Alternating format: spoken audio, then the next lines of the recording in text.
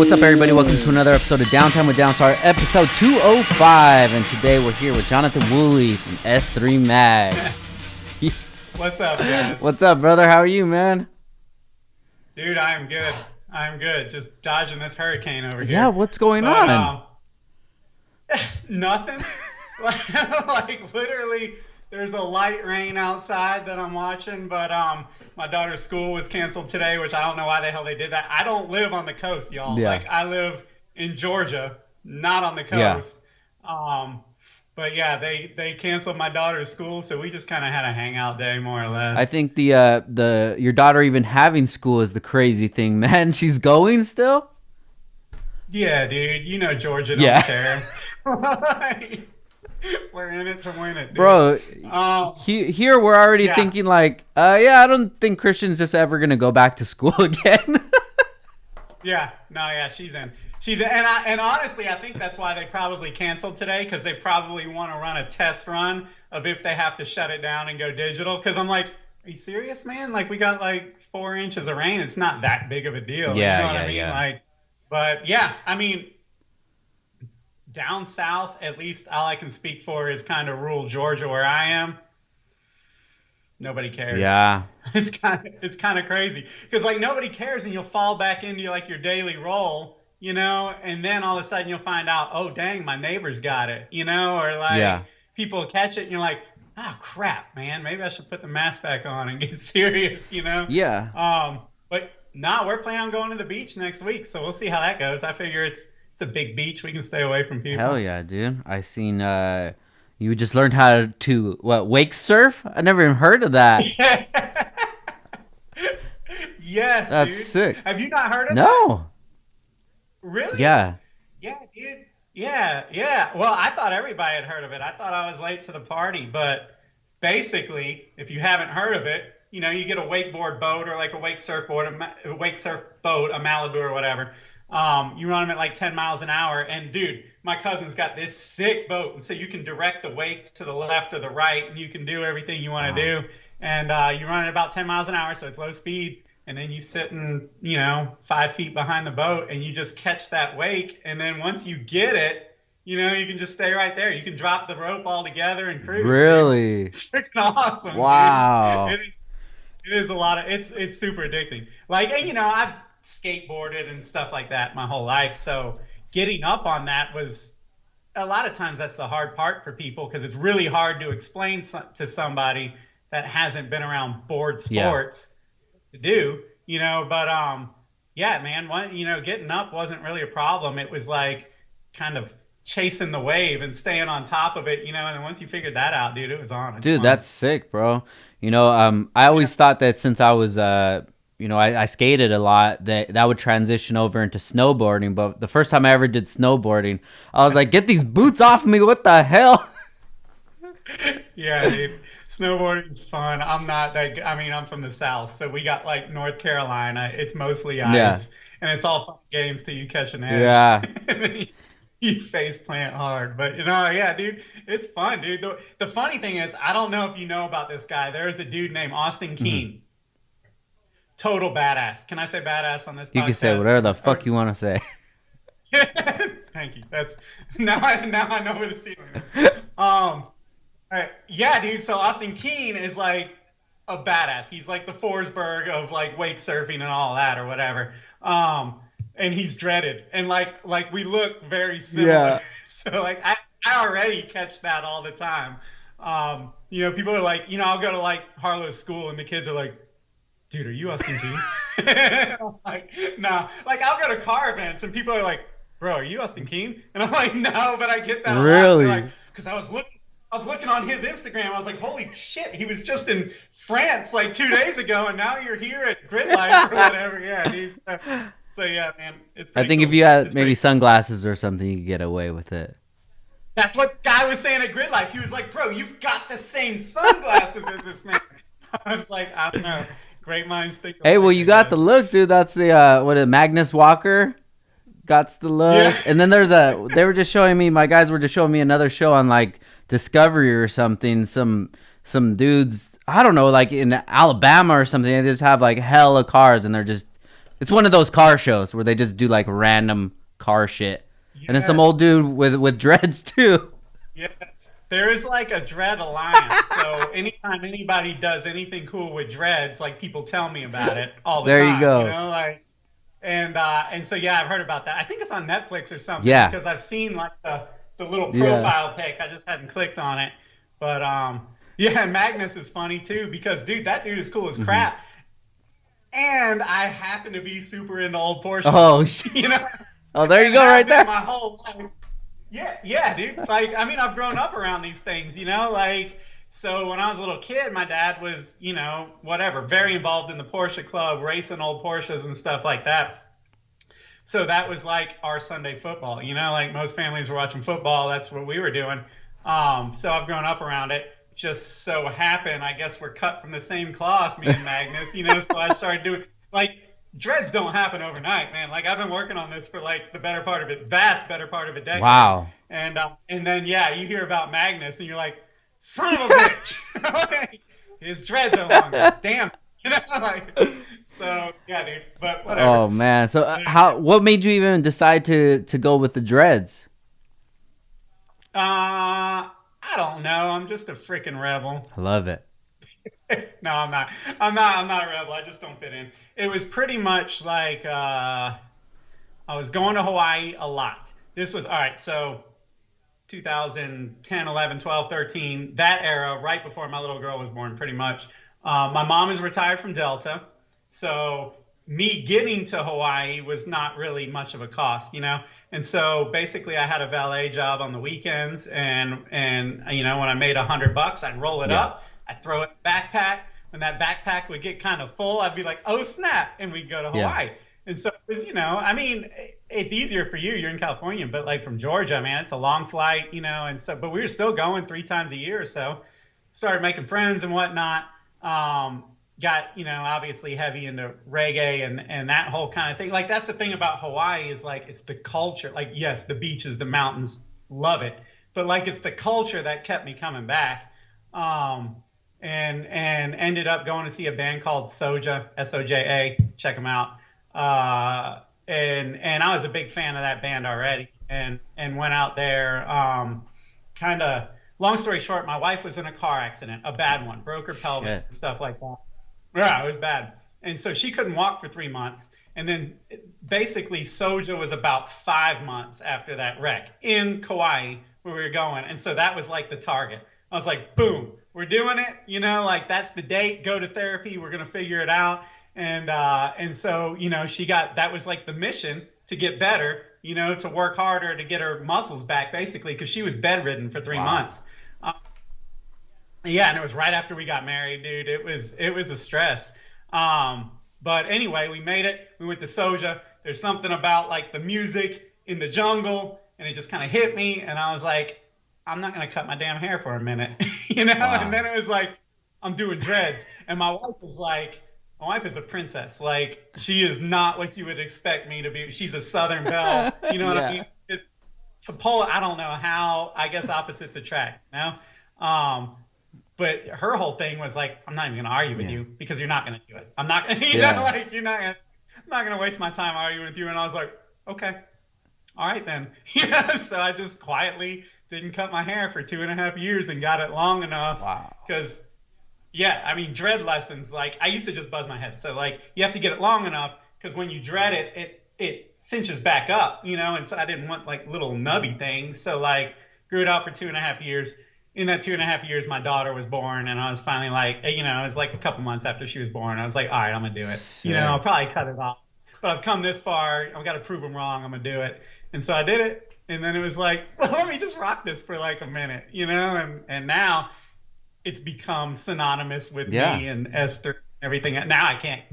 I mean, not that I want to cut it, but if I did, I would have to deal with 2 years of bullshit and people going, "Oh, you cut your hair? You were so stickler with the dreads, man." So, yeah. Now I ain't cutting it until God takes it away from Dude, me. they look fucking rad, bro. I, Yeah, man. I wish I could have Yeah, long hair, dude, but I can't make it dude. past that stage where it kind of gets a little long, like 5 inches. I'm like, I gotta go. That's how I am with beards. I don't think I can grow Yeah. one. I'm 41 Yeah. now. Nothing. I'll get like a couple weeks in, and then I'm like, oh, this looks like shit, and I'll cut it, and I'll be like, shouldn't have done that, Yeah, man. You I know know? you just gotta let it keep going, man. I got some patches right here, bro, but it's COVID, so I don't give a fuck, dude. I don't gotta impress nobody. Yeah, Dude, yeah, that's exactly. so funny you talk about Hawaii because you're the one that actually put me on to Hawaii. The first time I was Yeah, gonna go out there, I put it up on Facebook, and you were the one that responded. And I ended up taking all your advice, man. I stayed in the same spot that you said and everything. It was awesome. that's funny. Dude, yeah, I take it seriously. Like whenever I see somebody post, I'm like, bro, listen, listen. Like this is where, and personally, dude, I can't believe I'm even saying it on a podcast, but like Kauai is the Yeah, one. Kauai is like the westernmost island. It's laid back even by Hawaiian standards. You know what I mean? yeah. Like it is, well, you've been. It's super chill, super cool. I've been going since I was 3 years old or whatever. And they say if you like Kauai, tell your friends to go to Maui. For that very reason, because there's too many hashtags now, man. Too many people are starting to go, but whatever. Your viewers or readers or whatever are probably pretty cool. So yeah, Kauai's the spot, dude. If you're looking for a place where like they're up with the sun and they kind of go to bed early, they don't Yeah, party necessarily, but like they're all about the nature. They're all about getting out there. yeah, So that's your spot. If you want to party, go to Oahu. Like that's the one. yeah. Now, do you spend a lot of time in Maui? No, Mm, no, I went to, shoot, it's been 9 years or so since I've been to Maui.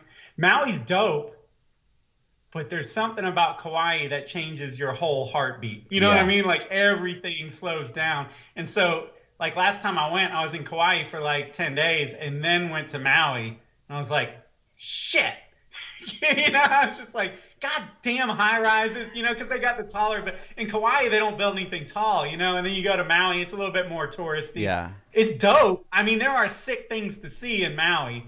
But I also definitely got the vibe of where where people from California and like Seattle and shit go for the weekend to just party, Yeah. and then come back, whatever.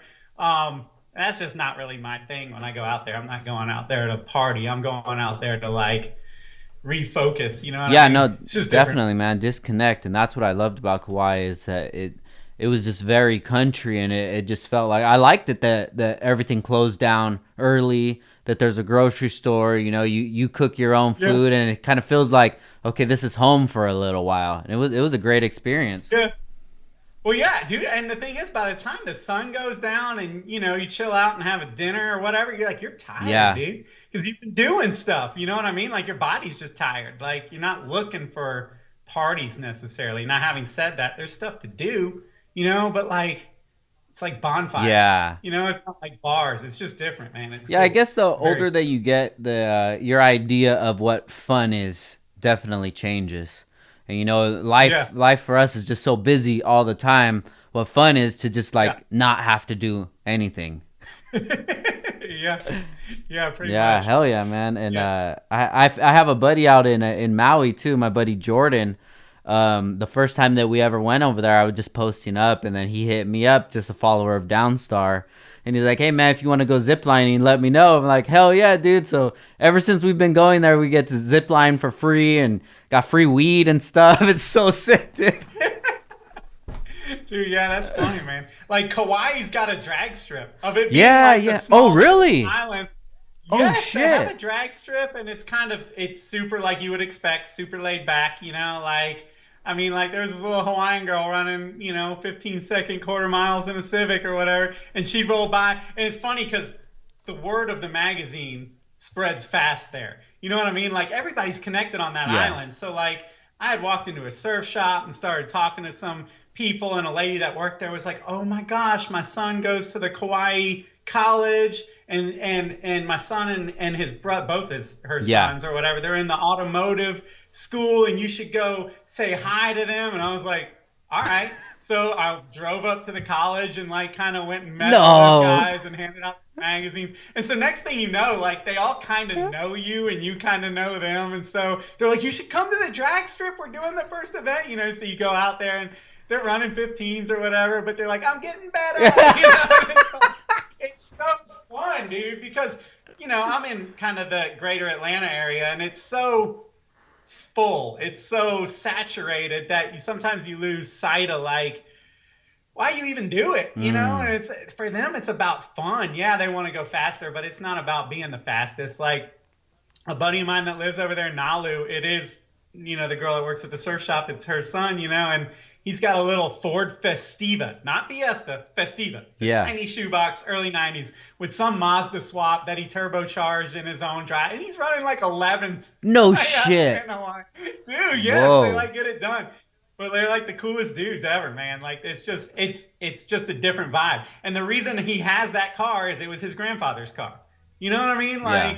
Like mainland culture would be like, cool, man, acquire that car, sell it, try and get yourself an EG hatch, and then because that's got better swap options, you can K swap it. But he's like, nah, bro, this is my grandfather's car, so this is the one. Yeah. Like, we got to make this thing fast, like that's what it is. So yeah, there's just a lot of sense of family and culture over Yeah, here. definitely a different culture. I don't care what anybody says. That's a different country. We just jack them for it. But I don't know how Yeah, the yeah, trade yeah. went. I don't know if we sold or bought or something, but it's not the same, Yeah. man. And I love it out there, dude.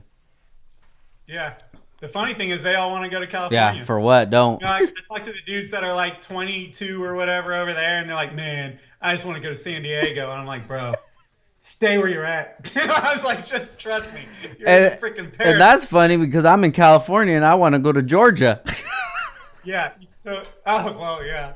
The problem, well, you could do that because Georgia houses are cheap. Yeah. The problem is for me in Georgia to come to California or God forbid Hawaii is like a freaking fortune. Yeah. I somehow got to make millions, which print magazine is probably not going to take me there in 2020. It's like, God damn it. If I was only like 25 years earlier with this magazine, we'd have Well, something. you're But you're still around when a lot of others aren't, man. yeah, that's just sheer stubbornness. That's all that is. Take the compliment, That's not. Wooly. Thank you. Thank you. Yeah. So what's Georgia like right now, man? What's the transition been since everybody's starting to look at Atlanta as like the new LA? Have you been seeing a lot more people moving in? Fuck yes. I did not know that anybody was looking at Atlanta like the new Oh LA, yeah. but the streets are full. Like, Well, if you think too about much it, damn traffic. as far as like hip hop culture has become like mainstream culture, and Mhm. Atlanta's been killing it shit ever since like 2010 ish and up. Like if you think of the acts that come out of Atlanta itself, you're not talking just like some here and there rappers. You're talking like Gucci, the Migos, Young Thug, like huge rappers. Plus, Tyler Perry, he just opened up the studios out there, which is going to be comparable to like Hollywood out here. Yeah, And with, yeah, different yeah. regulations and rules. And I'm sure things are a lot cheaper out there. So I see that as being one of the next big hubs. Uh, yeah, dude. I mean, I guess it's been 10 years now, but when Fast Five was being made, everything that happened in Brazil, well, not everything in Brazil, but like the shots that were obviously Brazil were Brazil, but like where they go and like do the little street races or go try and race people for cars or whatever, that was all Yeah. Atlanta. And I got to hang out over there for all that filming and everything. And yeah, they were saying something even back then about Georgia was really trying to entice the movie industry, so they were like giving them major tax breaks Mm. and stuff like that versus California to get them out there. And if you think about it, like Georgia is kind of like right smack in the middle of a lot of cool things. You know what I mean? Like you're a couple hours from beach, you're a couple hours from Yeah. mountains. You've got kind of the four seasons. So if you're trying to shoot something, you can shoot fall, you can shoot summer, like lush, you can shoot winter looking stuff, like so for movies, I guess like California really, because you know what I mean, you can go a Yeah, couple yeah, hours yeah. in California and get a lot of different terrains. So I don't know, man. I mean, I know the movie stuff has been big around here. Um, but yeah, I don't know. Shoot, I try and honestly stay the hell out of Mm. Atlanta as much as possible. Like I live about an hour outside of Gotcha. Atlanta, just kind of on the very outskirts of what you would call Metro Atlanta, and I love it. I love the country life, Yeah. I like Atlanta, I guess, being close. There's benefits. There's a lot of shit on Facebook Marketplace. You know what I mean? Like, But like other than that, dude, it's So traffic. It's traffic and which way are you from Atlanta? Are you north of Atlanta or no, I'm east? east, Okay. which is kind of no man's land in a way. Yeah, it's I'm actually more towards Athens. I know you probably don't know where that is, but Athens is where University of Georgia is. It's a much smaller town, but kind of a college town or Yeah, whatever. got you. And I'm closer that way. Yeah. Yeah, there's a lot of stuff going on in the north. That's where a lot of people, will live. There's a lot of car culture in the north side of Atlanta. Well, there's car culture everywhere, but a lot of that stuff is north. Yeah, Yeah. I'm always driving around in north. Yeah. I've always liked to go out there, man. Every time I would go for a show, an event, or what have you, and then I got to get close with all the PGK guys early on going out there, Yeah. so they became like family, So I'll go out and hang out with those dudes. I'll come out like last year we came out for Grid Life, and I only went to the event 2 days. And only went there for like a couple hours each day because I was like, man, I'm gonna go hang out with my guys in Atlanta. We're gonna cook out and smoke and chill, man. Yeah, dude. Yeah. Yeah, it's a fun spot, dude. It's a fun spot. I'm a beach guy, and that always bothers me. I always feel like I'm in a little bit of the wrong Yeah. place because I want the beach. But I'm telling you, and I probably shouldn't say this on a podcast either, but the North Georgia mountains, like where Tennessee, North Georgia, North Carolina all kind of come together right there, is like the most underrated part of the country, Really? dude. Like nobody talks about it. There ain't much there, but damn, it's awesome. And if you're into off-road shit like I am as Yeah. well, it's freaking awesome. And if you're into cars, it's like got some of the best roads. I mean, it's great, dude. It's awesome up Yeah, there. that's definitely one of my goals in the near future is to secure a property out there. Like not even something super crazy, but just something that we could go Yeah, vacation at, get out of California for a yeah, little while. yeah, yeah, dude. That'd be sick, man. Come on. Hell yeah, dude. Man, Wooly, we've got into so much and we haven't got into anything yet. Story of my life. I love it. So let's talk about S3, man. How did you start S3? Let's paint that picture, bro. How much time you I got? got all the time in the Uh, day, bro. it's funny because like the two younger dudes, the newer guys that are working with us, always make fun of me hardcore because they're like, "Oh, are you gonna talk about the magazine again?" and how you got the magazine? I'm like, dude, like when a politician goes on the campaign trail, he says the same shit in every Yeah. city, but it's new people hearing it. But yeah. All right. Here's the story. Long story short, I've always been into cars. I've always been into writing. Not even that I was like super into it, but like teachers, like I just went back and found an old yearbook from like sixth grade, and the teacher was like, "You honestly have a gift for writing. Use it. Find your voice and use it or whatever." And I was published in little things going through school or whatever. And so I was always like heavy into like creative writing and super heavy into Mm. cars. Um, so I graduated high school, go to college like at University of Georgia. It's kind of a business type school. These dudes are like, bro, I can't wait to get out of here and get money. And I'm like, well, what are you gonna do? And they're like, I'm gonna make money, man. I don't give a fuck.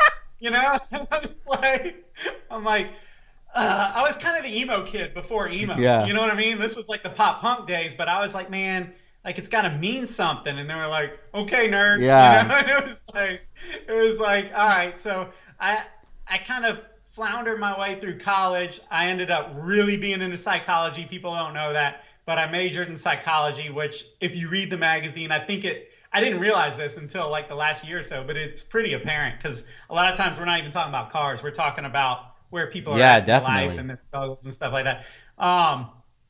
But anyway, I got out of college. I have this degree that's kind of cost a lot, and I'm installing car stereos. And I'm doing that for like a year and a half, and I'm getting kind of some of the pressure to like, are you gonna like, you know, fall in line Yeah. and go get a job, or did you get a degree to do car stereos and shit? And I was like, I just don't want to do whatever the hell, random sales job or whatever's out there. So I was up late at night just trying to appease my family and girlfriend, and on like Monster Jobs. I don't even know if that still Mm. exists, but it was like a website, Find Yeah. Jobs, and there was something for like a car magazine, and it was like, wait, what the hell is this? it was that like S3 magazine, we're a performance, whatever, tuner type of magazine and based in the Atlanta area. And I was like, how the fuck do I not know about this? So I start investigating, get excited, and I'm like, dude, this is it. This is it. And it turns out they do the tuner thing, but the magazine was out of Detroit. So they were kind of like sort of tuner, but kind of like more domestic-y tuner. I don't know. It was kind of a weird thing. And S3 used to stand for speed, style, and sound. I guess it still does. They did a lot of audio. Honestly, it was a little bit behind what was going on, even in 2005. But they had a motorcycle magazine, Two-Wheel Tuner. And it was one of those like, let's put a celebrity on the cover with a stretch bike with a lot of chrome or whatever. But it took off. So that magazine was killing it. And they were like, we need to move somewhere where we can live the bike life 4 seasons, more or less. So they had come down to Atlanta. That's why I hadn't heard of them. They had really just kind of gotten there a few months Gotcha. earlier. So I go like balls to the walls for this job, right? Like, and I send an email and I actually get a response. And the owner was like, "Hey, we're getting ready to go to SEMA, so stuff's kind of crazy. But when we get back from SEMA, we'll be in touch." And I was kind of like, "No, that's not good enough, man. Like, I cannot let this fizzle." And my dad worked in the car industry. Like I said, my mom worked for Delta. So between the two, he was like, "You need to get out here. I'll get you a pass and go find this dude." Like Wow. so. Yeah, dude, I flew out there. I only had like a day and like full of nerves. You know what I mean? It was 2005, my first SEMA. It was larger than Yeah. life, but I was on a mission because I was trying to find this dude, Todd Lamb, the publisher of S3. And so I tracked down the booth and I see him from afar, and then he starts leaving. He like left the booth, and I remember thinking, shit, shit, shit. So like I kind of crossed paths with him. It's like I'm trying to ask a girl out in like middle school or whatever. So I crossed paths, and I'm like, oh, Todd, yeah, I'm Jonathan. I sent you an email about the editor position or whatever, and he was like, oh, okay. Well, I'm about to run to a meeting, but since you're here, write about the event like you're writing it for a magazine. Send it to me. I'll try and take a look at it and whatever. I'll hit you up when we get back. So I kind of wrote this article, and I kind of like really kind of hung it out there. Like I didn't write like a safe article. I kind of like went for it. And long story short, ended up getting the job. And it's a freaking dream job, right? Like for me, it was absolutely a dream job. I could not believe it. 6 weeks later, six very quick weeks later, we had done one issue, and he calls me in his office and basically lays me Hmm. off. And like, it's surreal. Like my heart's racing, like I can't believe it's happening, kind of a thing. And I'm like, what? Uh, what? Who's buying it? Like he was like, basically he sat me down and he was like, listen, it has nothing to do with you guys, but we've been kind of thinking about selling S3 for a while. A company in California is buying it. So, we're going to keep you on for a couple weeks if you're willing to help finish the next issue. But after that, that's Yeah. it, man. I'm really sorry about that. And because, I just quit my other job, and my other boss was cool as shit. Like we still talk, but I didn't want to go back Yeah. and accept defeat. There was no going back, and so I was like, can I move to California? Because then, I mean, other than my girlfriend, who's now my wife, like there was no real ties. I was like, I'll move. And they're like, well, according to them, they're buying it to kill it. So that's not really an option. He's like, I kind of poked around at that. And I was like, okay. So we went to lunch, and it was like, there was really only two of us that worked solely on S3. The other guys worked on the motorcycle or S3. Uh-huh. So those guys were like, well, do you just want to work on the bike magazine and keep your job? And of course they were like, yes. So it was me and the other owner were like, as we're trying to like process, I'm like, no, dude, no, man. And so like the next morning, I was in his office when he got there, and I'm like, come on, change your mind. And he was like, I mean, it's kind of like, it's done deal. And the next morning, and finally he was like, listen, I talked to my wife, who was his business partner. S3 is kind of our firstborn, and we're not cool with the fact that it's being killed. If you and the designer, who's Cody, I don't know if you ever met Cody. I believe so. Yeah, he's not with us anymore. We're still buddies. But he was with us in those early days. So he was like, if you guys can come up with some money, you can buy the magazine. We'll let you use the office. We'll teach you how to publish. He's like, because you don't know shit. about actually what a magazine is. He's like, you're not Yeah. there. It's not articles. Um, and so we were like, yes, yes, give us a week or whatever. We'll rob banks. We'll call grandma. We'll do whatever the hell we have to do to Yeah. make it happen. So we did. And I mean, at the time, I was like, there's no freaking way. The odds of success are very, very slim, but I was buying it. And, with that is basically affordable, like the price of a car. Gotcha. You know what I mean? So, like, and we were buying a magazine that already existed. Like, starting a magazine is really hard. Buying one, even if it kind of sucks, but at least it has advertisers. At least it has contacts and like it has subscribers and stuff like that. So it was like this, it's now or Hmm. never. Like this is it. And even if we fail, if we get our foot in the door, we'll find our next job. Like that was all I cared about. I was like, I want in to the aftermarket, and I don't care what we gotta like burn, including our credit to get it Yeah. done. I just want in, and so yeah, I got hired right before Christmas of 2005, and basically Valentine's Day of 2006, I owned a car magazine. It was just like, holy shit, And so it was on, dude. Wow. And yeah, like one thing people, the average person does not really understand about magazines is it's funded off of advertising. Like printing is super damn expensive, and advertisers pay to be in the magazine. That's what funds the magazine. Subscriptions isn't where it's at. Like right now, you can go on our website, you can get a 2-year subscription, which is probably more like a 4-year subscription, plus a T-shirt for $20. I'll tell you right now, a T-shirt costs us like Yeah. 10. And we got to print the magazine and we got to ship it to you for whatever, 30 Yeah. times or whatever it is. You know what I mean? We lose money. But the thing is, I'm happy to lose money to gain a reader. And the theory is that an advertiser will see the readers and be like, yo, you guys got some cool readers. And they're paid. Paid reader, paid subscriptions are worth more than like a YouTube subscription, for example, because these people have invested Yes. in. They're good consumers. So that's basically the short version of how a magazine works. It's all based off advertising. So we owned a magazine. We didn't have enough ad revenue to get the first issue paid for, and we're trying to figure out how that's going to work. And it's total like a soap opera. Like every day, it's just like we're going out of business. Mm. Like I don't know how the fuck we are going to pull this off. Because back then in 2006, we're trying to print every month. There's no time, like that was back when magazines printed every month.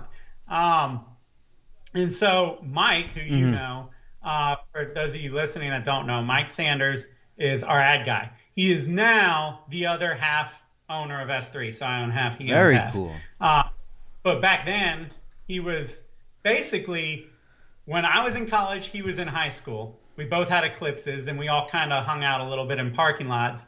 And then he started coming to our apartment. We started feeding him beers. We'd kick open the back doors of bars and get him in and stuff, him and his buddies. So, like, we were kind of buddies. But he called me, and so he was in college at this point. I was kind of fresh out, and he was like, yo, did you buy a damn car magazine? And I was like, yeah. He's like, do you need an intern? Do you need an intern? And I was like, I know we need somebody to sell ads. And Mike, even at 20 years, like, 'cause he's only 20 at the time, at 20 years old, he has like this deep voice. He's been an old man since he was probably a kid.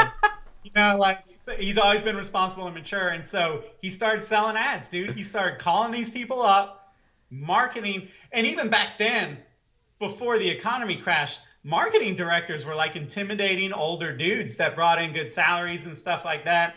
And he's calling them and talking to them, and somehow, some way, kept us in Mm. business, And I was helping more then than I am now, with that side of it, but we somehow survived. And looking back at it, this was 2006, so drifting was so hot that all the tire companies, were spending big money to be in magazines, and that kind of helped us out. And then by 2008, the economy crashed, and it was like, there's no freaking Yeah. way. You know what I mean? Like budgets were being cut like crazy. Gas was like $4 a gallon here. I don't know how much it was Yeah, in yeah, California. And like everything kind of halted, like all the party was ending, Yeah. you know what I mean? And it was like, well, we're fucked. But like in the process of being fucked came like the real voice of the magazine because we got frustrated and we didn't want it to die and we were pissed off and so we started writing like real articles rather than fluff shit, and people started latching on to that. And at the same time, what we didn't realize is those West Coast magazines, like then it was Prime Media, then Source Interlink, then 10. And if the people listening don't know, like a lot of those West Coast based magazines are all owned by the same big conglomerate and they kind of operate independently. Well, those magazines were used to the big budgets and the heydays and all that. So it kind of hurt them worse than us. I thought it was going to take us out immediately, but all we knew was broke. Yeah, yeah. So like it hurt us, but we were kind of used to it. Whereas those guys with the big offices and the big staffs, and basically they had big operating costs, so they needed to pull in the big ad revenue. And when that got shut down, like that's when you started seeing them fall. What was it? I don't know. Maybe Modified. Yeah, first. yeah, You know yeah. what I mean? Modified, Like, Import kind of Tuner, then, Honda Tuning, and then remember, Super Street. the crazy thing is, okay, so there was two of us that got hired on the same day, me and a dude named Clint. Clint stayed with the motorcycle magazine, but he wasn't really a motorcycle guy. Ended up getting hired as the art guy, the designer for Import Tuning. Okay. So, yeah, we're all kind of connected, and so he was working for Import Tuner. He got out of that before they ever closed, just because he was kind of disenchanted with it. He was like, man, I'm at the quote top. He's like, but it's not like what I thought it would be. He was like, they basically give me like 8 photos that I have to use, no others. They've given me everything that I can use with like the product placement or whatever. He's like, so all I do is like lay it out. He's like, and that's it. He's like, it's not what I thought it would be. I'm not like out here choosing what we're going to feature and doing all this cool shit. He's like, it's kind of served to me. But anyway, yeah. So I don't know, man. Somehow we survived 2008, 9, 10 or whatever. And then by that point, we just kind of established ourselves as kind of like this independent grassroots magazine. We were never the biggest. Yeah. I mean, I'm sure anybody that's still listening, probably half of y'all are like, S3.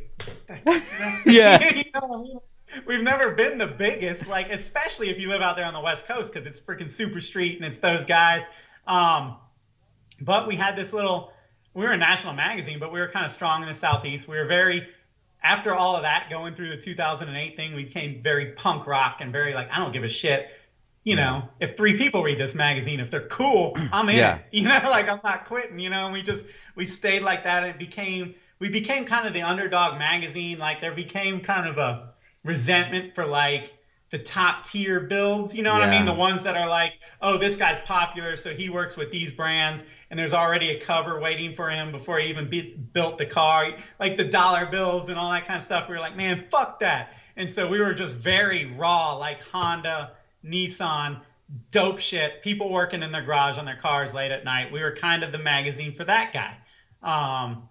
And that's kind of, where it was throughout the 2000s, at least, or the 2010s. Yeah, I don't even know what you would call those, but yeah. Fuck do you call that decade?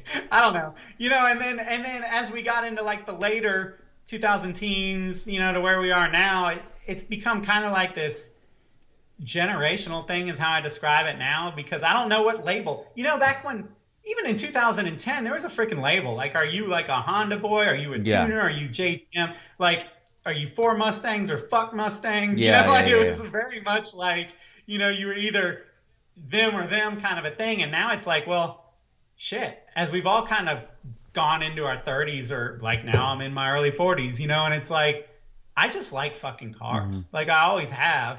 I still love Hondas to my core because I think they're just so definitive of what tuning's about. Like, I think, like, I say this in the magazine a lot, dude. Like, I don't care what price point you're looking at. Like, people rag on Hondas because they're inexpensive. And it's like, why are you going to rag on a Honda for that? That is fucking epic. Yeah. Like Honda has managed to build a car that competes at any price level, a car that gives you like a visceral driving feeling at any price level, and they can do it cheaply. Like, how the fuck do you make K-Series motors and make them affordable? Like, you think about what a K-Series is. Like, I think a lot of guys, for example, that are my age, they started with Hondas or Mitsubishis or whatever it was, a lot of them Hondas. They felt like they had to grow up and ended up buying, BMWs, Porsches, stuff like nicer cars. But I think that now that they're like 40 or in their late 30s, they're like, yeah, it's definitely a nicer car, but there's still a void Yeah. that's not getting filled by that Honda. There's something about that Honda that is unique to Honda. You know what I mean? And like it's just so raw. There's a driving experience that nobody else can copy in a Honda. I don't care how much money you're spending. So like our magazine is still all about that shit because we will never grow up. I mean, look at me, dude. Like, like it's not happening. I'm going to mess with these cars till the day I die. And as cars get more autonomous, I go even harder at the analog stuff. But having said that, I have a little girl now. And so I started looking at Jeeps, and I'm like, well, they got 4 doors. That means they're a family car. Yeah. And so I was like, I can get that while keeping all my rice shit, all my fun shit. And then I got super into Jeeps and, ruined that, and then I go, well, crap, that's a pretty bad daily now. Look at this Fiesta ST. That's like all the freaking Hondas, but new. I'm going to get that, and so I got that and threw a big turbo on that. And so, and at the same time, somewhere, if there's a benefit from, car magazine and such, you're so engrossed in the culture that good deals come your way. Good deal came my way on an air-cooled 911, a 79 before Magnus and RWB really spiked those, but just before. I got real lucky. So I got that car, and so, I mean, because we're an independent magazine, the magazine will always reflect what we're into. We don't have a boss coming in and saying, do this, this, and this. So it's really turned into like a generational thing, right? Like, we started playing with the off-road and testing the waters with like the gateway drugs, the Toyotas and stuff like that, and people freaking loved them. And it goes back to the Hawaii thing. And we were doing like the island trucks and the old Toyotas. And people freaking thought they were dope. And so we're in no way responsible for this overland explosion, but we were on it before we even really knew it was a thing, before we knew that like that there was a wave there. And so now we're somehow an independent magazine that's pulling off everything from Hondas that are swapped and gutted to Jeeps and Toyotas to older BMWs and Euro stuff, and I don't know, somehow it works. And like the rule of magazines is you don't spread yourself that thin, but somehow we just ignored that. Fuck rules. And it works. I think fuck the rules. And I think a lot of that is because the people that are our age now are just like, it's not really what you're working on. It's kind of the style that you do it, so like, I don't know, like I want to experience all that shit, like with a Jeep, for example. I feel like a Jeep is love them or hate them. Like they're so unique to everything automotive. Like a Jeep is a very unique type of vehicle. So as a car enthusiast, it's like you kind of owe it to yourself to experience that. It might not be for you, it might be, but it's really unique. And props to Jeep for still making something that's so kind of true to what it was. I'm in, and so we kind of went that way. And I don't know. That's just what it's. I find myself like on a regular basis. I don't really have to define what we are. But then you go to SEMA or something like that, or like this podcast, and you're like trying to explain what you do, and it's like. I still totally consider us a tuner magazine because that's where we came from. That's our root. But like it really is kind of like a generational thing now. Yeah, it's not really. No, I definitely feel you, man. And I obnoxious and like flamboyant. I'm about it. You know what I mean? Like just about anything. I love it all. All right, guys, we got to take a quick break for our sponsor, Heel Toe Auto. An important part in buying Honda parts online is making sure that you can trust the company you're dealing with to get you the right parts reliably. You spend a lot of money and you spend a lot of time researching your build. The last thing you want to do is send cash to a website where you may never see it again, or worse yet, never see the parts. With Heel Toe Automotive, an 18-year history and track record is part of the deal. Heel Toe brings you deep industry connections, professional part recommendations, alternative ideas when the parts aren't available, and will even contact you if something on your order looks out of the ordinary before shipping your stuff. So cool, guys. You can actually create a profile on HeelToeAuto.com which will have all your specific info for your build or whatever you're working on. So if you do place an order and they see over at Heel Toe that that's not going to work for your platform or whatever you're doing, they'll go ahead and contact you and make it right. Heel Toe's unique checkout allows you to select a deadline to receive your parts and make sure you get them on time for your project. You can buy parts online anywhere, but Heel Toe knows what truly matters to an enthusiast: professionalism, swiftness, and accuracy. Heel Toe is in your corner. Make sure you visit them at heeltoeauto.com, or you can call or text 949-295-1668. You guys can check them out on Instagram at Heel Toe Automotive. Just do this right now while you're listening to the podcast. Shoot them a text 949-295-1668 and just tell them thank you for sponsoring Downtime with Downstar podcast. That would mean a lot to us, and we appreciate their support. Back to the show. Yeah, I see a lot of similarities in the way that I did Downstar as well, you know, just first starting it off and kind of just a new road that I didn't even know what was down it, and just creating products out of nowhere and trying to see where this is all going, you know, and that gave me so much freedom to just be myself because I wasn't following any other blueprint. I was just doing it how I wanted. And I remember early on having some more successful people tell me, hey, maybe you shouldn't have like drug pictures or what have you. And I'm like, oh yeah, all right, cool, whatever. But the way, thanks for your concern. Yeah, but the way that I think about it now is like Downstar represents me and anything that I think is cool or fun. So that's what it's gonna be, you know, and that's kind of where I feel that S3 is. Yeah, 2 follow-up points to that before I forget them. All right, one, I think what's really cool about Downstar is that you built the brand early on in your love for Hondas. I know you had muscle car, Chevelle. or something.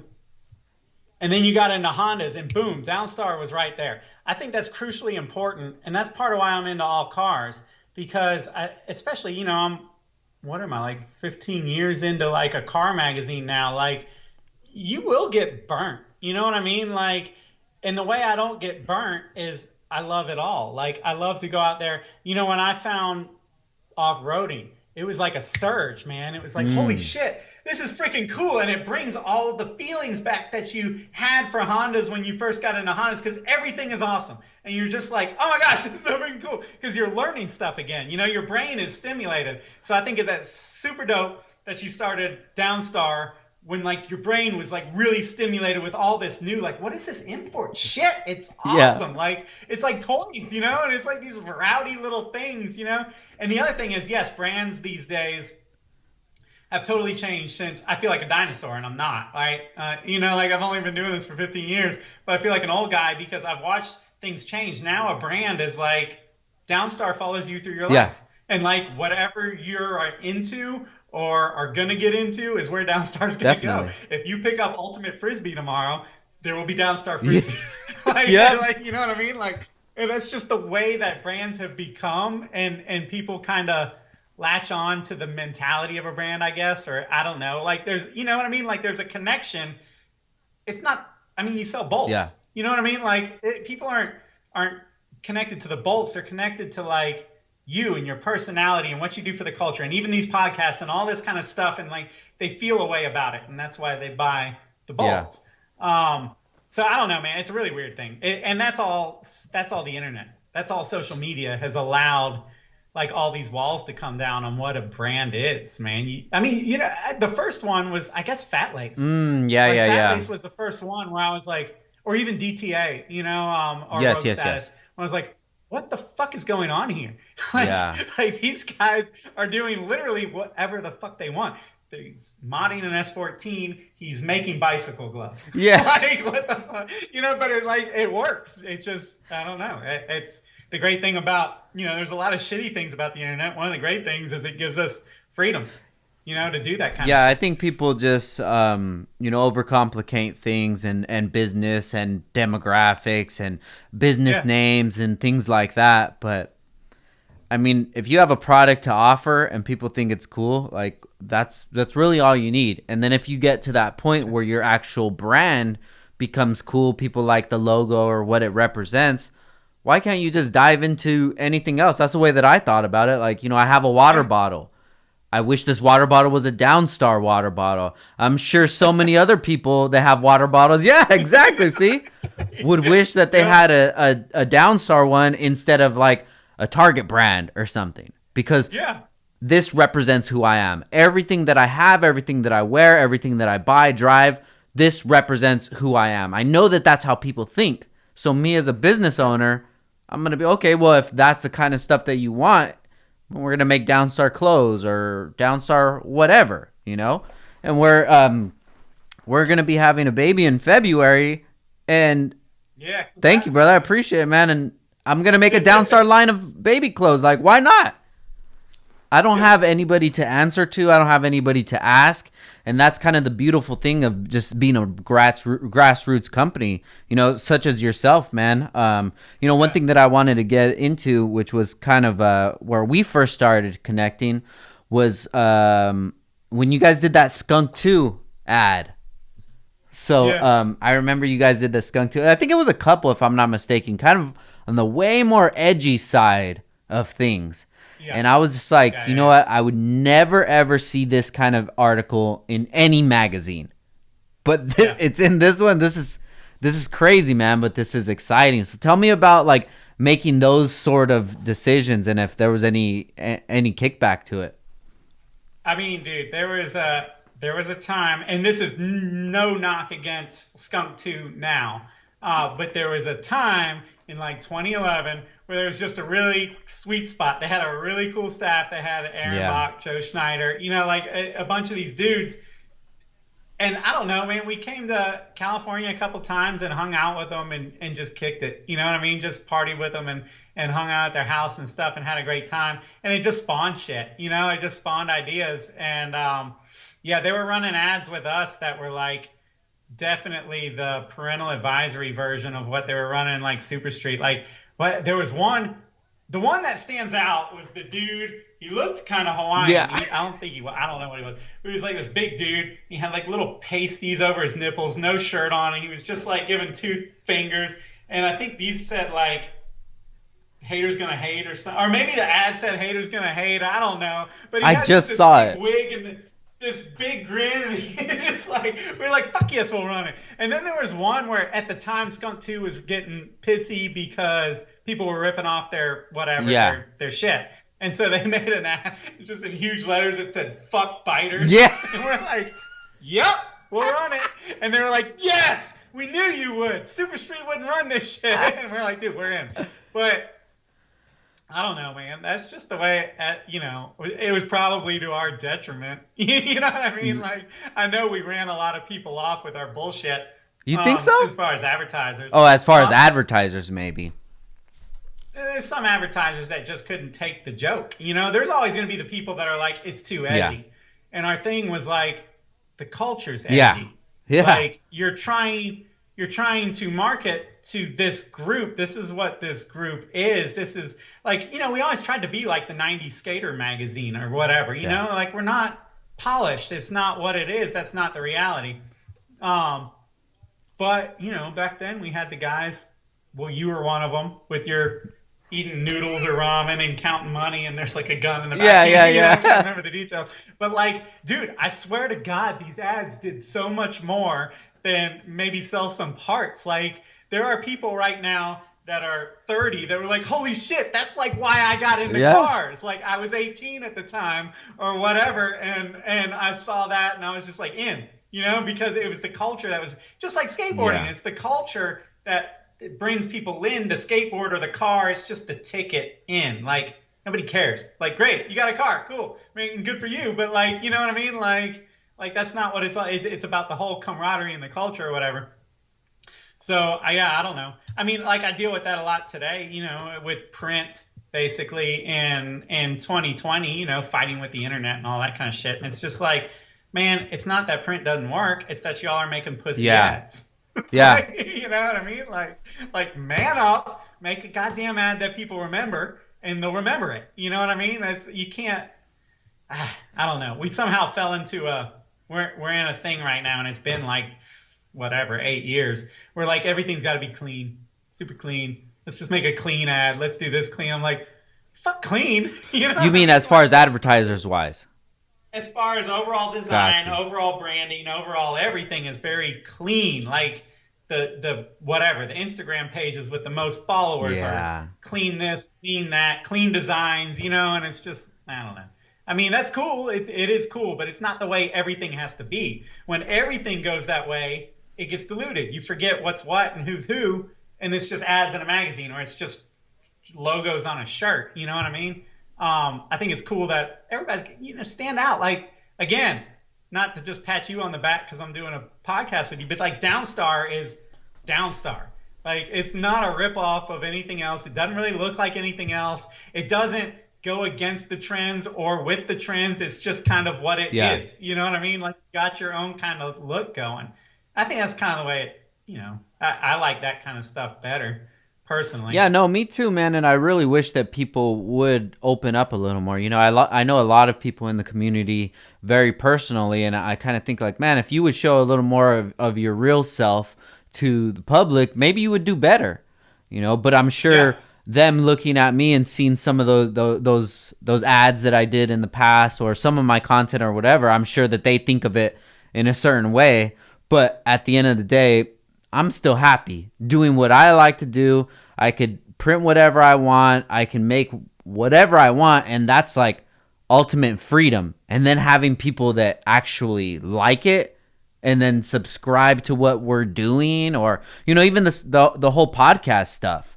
Like, this is just Yeah. something that I just wanted to do. So I just took the same principles from starting a business. Okay, well, what do I need to do to start a podcast? This is what I need. This is how I get it up. That's all I needed. Anything else after Yeah. that, I'm gone. I'm gonna figure it out my own way. I'm gonna learn how to have conversations my own way because I want this to be as organic as possible. Maybe if I Yeah. shortened episodes or edited more or just stuck to a certain demographic and we only talked about cars, horsepower, torque, speed, times, things like that, it might be a lot more popular. But at the end of the day, Yeah. what does any of that even matter? What does it matter if S3 becomes the new Super Street if S3 loses its essence of what it really is? Yeah. So that's what I'm trying to hold on to Well, as much as I can. yeah, dude. I mean, like that. It's really hard, dude, because I'm just. Let me try and get my thoughts. In 2020, everything's about numbers. There is such a pressure for numbers, whether you're doing a podcast or a YouTube video or whatever, Facebook page or Instagram, I guess is what the kids are using now. I don't know, but you know what I mean. There's always that. It's basically cocaine, man. Like the numbers, like you got to have the numbers to feel good. Then they go away, and you need them again, and it's just like we've never been S3 is, I think I've already said it. Like we've never been the Yeah. biggest. Like, and that's always kind of bothered me, to be honest. Because we're always like scrapping, and it's like, well, fuck, man, how long do we have to scrap before we start actually climbing? And then I kind of realized, shit, if I can be an old dude with dreads at some SEMA show, Yeah. in some tank top or something, talking to some buddies, that's success. I don't care if I've, whatever, made it to be the biggest magazine. If like I can enjoy this life, I think I'm living success and I don't realize it because I'm always measuring or whatever. Yeah. You're always, because I mean, like, S3 is still a struggle, print is a struggle.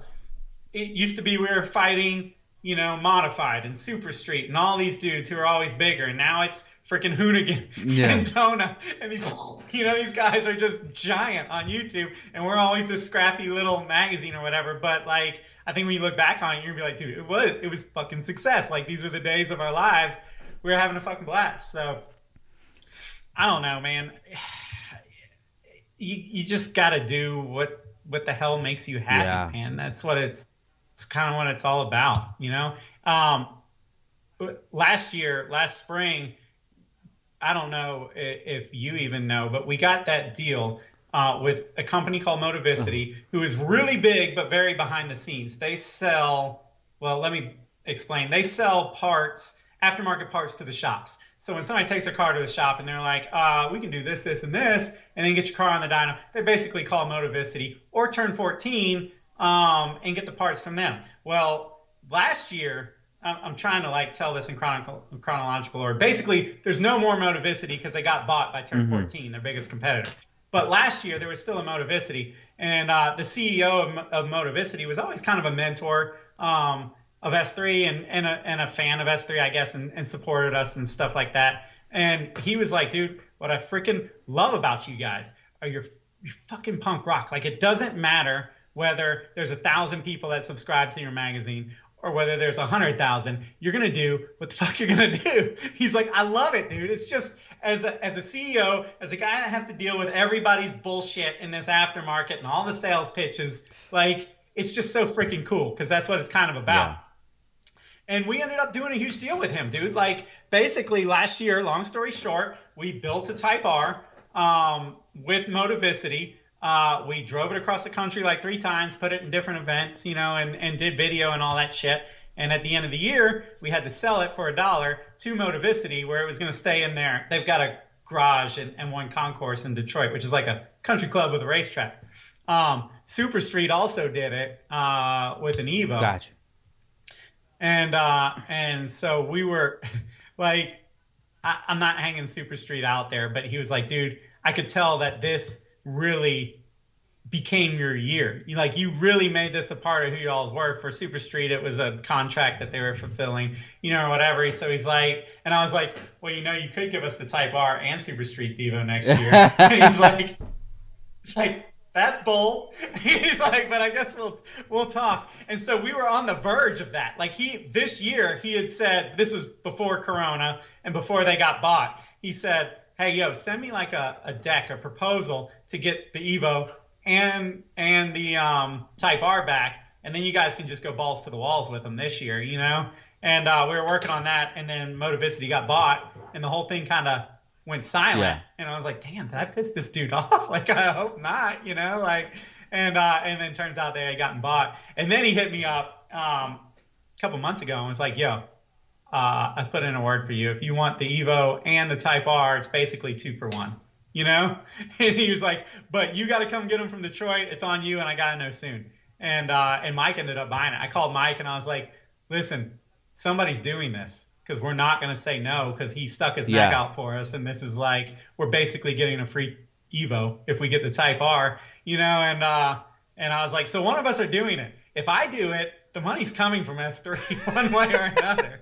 I was like, you can do your stock thing or move something around and make this happen. And he was like, I'm on it. And so he ended up buying the cars. So now we have them. They're technically his. Sick.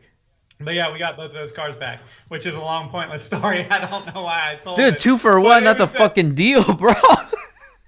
Dude, yeah. I mean, yeah, it was like, bro, you can sell the Evo and have a $10,000 CTR. Wow. If you want. But yeah, so right now, Mike's got a CTR. He's got the Evo, Super Street Evo, which makes it just a little bit better. And he's got that supercharged Mustang. Sick. Got a lot of freaking muscle in his driveway. Right? Hell yeah. Man, Mike's a good guy, dude. He's a hustler too, bro. It would always be so hard for me to say no to him. But just at times, it's like advertising. It wasn't really in my budget because I took care of all the advertising. I did guerrilla advertising from fucking the beginning, just on it. But he was just so persistent, not pushy, just great person to work with. Yeah. A lot of people say that, dude. We'll see these advertisers at the big trade shows and stuff, and they're like, dude, just thank you. Thank you for being persistent because my mind's in other places. And thank you for doing it without being pushy. Like, it means a lot. And, like, we don't know shit about how to sell ads. It's not like we worked with Super Street or Hot Rod or any of these magazines. We don't know the tricks. We're not Barracudas. You know what I mean? We're really bad at even putting together plans. Like, I'm sure Super Street's like, well, we're going to give you blah, blah, blah, and this many impacts and this and blah, blah, blah, blah, blah, blah, blah. And, you're just kind of like, oh, that sounds like a lot of numbers. Okay. And we're not like, that's not how we are. Like, we do our business based off of just friendships and relationships, man. And that's kind of how it is. But yeah, dude, I mean, Mike's the dude. Like, these days, as much as possible, stay away from it because we are small. It gets super kind of, I don't want to blur the lines. You know what I mean? Like, I don't want people to avoid me as an editor because they think I'm going to try and bait and switch them and sell some sort of advertising. That's not what it's about. At the same time, you got to freaking survive. Yeah, no, You know, definitely. like that's what I keep saying is like as a print magazine, media is free now. You know what I Yeah. mean? Like people get their media for free. Subscription, paying for a car magazine is be getting more and more foreign to people, especially the younger guys, because we're competing with, say Donut and Hoonigan, for example. They're throwing stuff out there for free. People are sucking it up. They're stumbling on it. You know what I mean? On Facebook or Hmm. whatever it is. Print's not like that. You know what I mean? Like you don't stumble on it every day. It's not free. We're sending you a product. There's a cost. I wish it was free. Trust me, I'm trying to figure out how to unlock that cheat. It's like, Yeah. how can we get this for free to people? Because we believe in what we say. And again, like, I mean, dude, there's a million ways to get cars out there, whatever, as media today. So it's not so much about the cars, but like I think that S3, without bragging, I think that S3's like value is the way we say it. You know what I mean? Like we really try and remind people of why they're in this, to overcome the shit times, to maybe not listen even to their fucking parents or these people that don't understand, or these people that are telling them to go this way or grow up or join the rat. Yeah. Like we're that one voice, that one little thread that's like, dude, we understand where you're coming from, and we understand that they don't. We understand what that is inside you, that you've got to do this. You know what I mean? So like, I think that that's our value.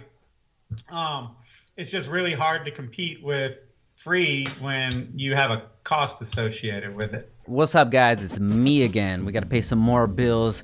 Big shout out to our sponsor, Action Clutch. One of the most critical parts to any build is the clutch. Without a proper clutch, you won't be able to get that power to the wheels. No one wants to spend hundreds of dollars on a clutch that won't hold their power for more than a few races or spirited drives. That's why it's important to go with a kit that you can count on, and that's why most people choose Action Clutch over the competition. Action Clutch makes kits here in the USA with materials sourced locally in Los Angeles. Really cool company, family company. Shout out to Eric. He's taking the reins of the business and he's killing it, man. And they even have their own wrap company. Make sure you guys check them out. They have kits to support up to 1,200 horsepower, and they can be found from street cars to drag cars to even Formula Drift vehicles. Not only are the clutches made in the USA, they've made a strong focus this year to give back a percentage of sales to the community during these hard times, providing impacted families with groceries and other necessities. Really, really cool of them, man. Shout out to Action Clutch. If you guys need to contact them, you can hit them up at actionclutch.com, or if you want to give them a call, you could call them at 323-269-6051, or you can even DM them on Instagram at Action Clutch, or email sales@actionclutch.com. Either of those ways, you guys can hit them up and they will take care of you and get you what you need. Back to the show. But Yeah, whatever, I mean, man. what S3 does bring to the table is just like you're saying, just that grassroots, that feeling like these guys really do it. These guys really write these articles. They really understand that they're really about this shit. And there's so much value to that, because even though how big all these other publications are and media companies are, when I see these guys, I don't see a Wooley. I see somebody playing a character. They understand how this character works, what people want to see, and what's going to get clicks.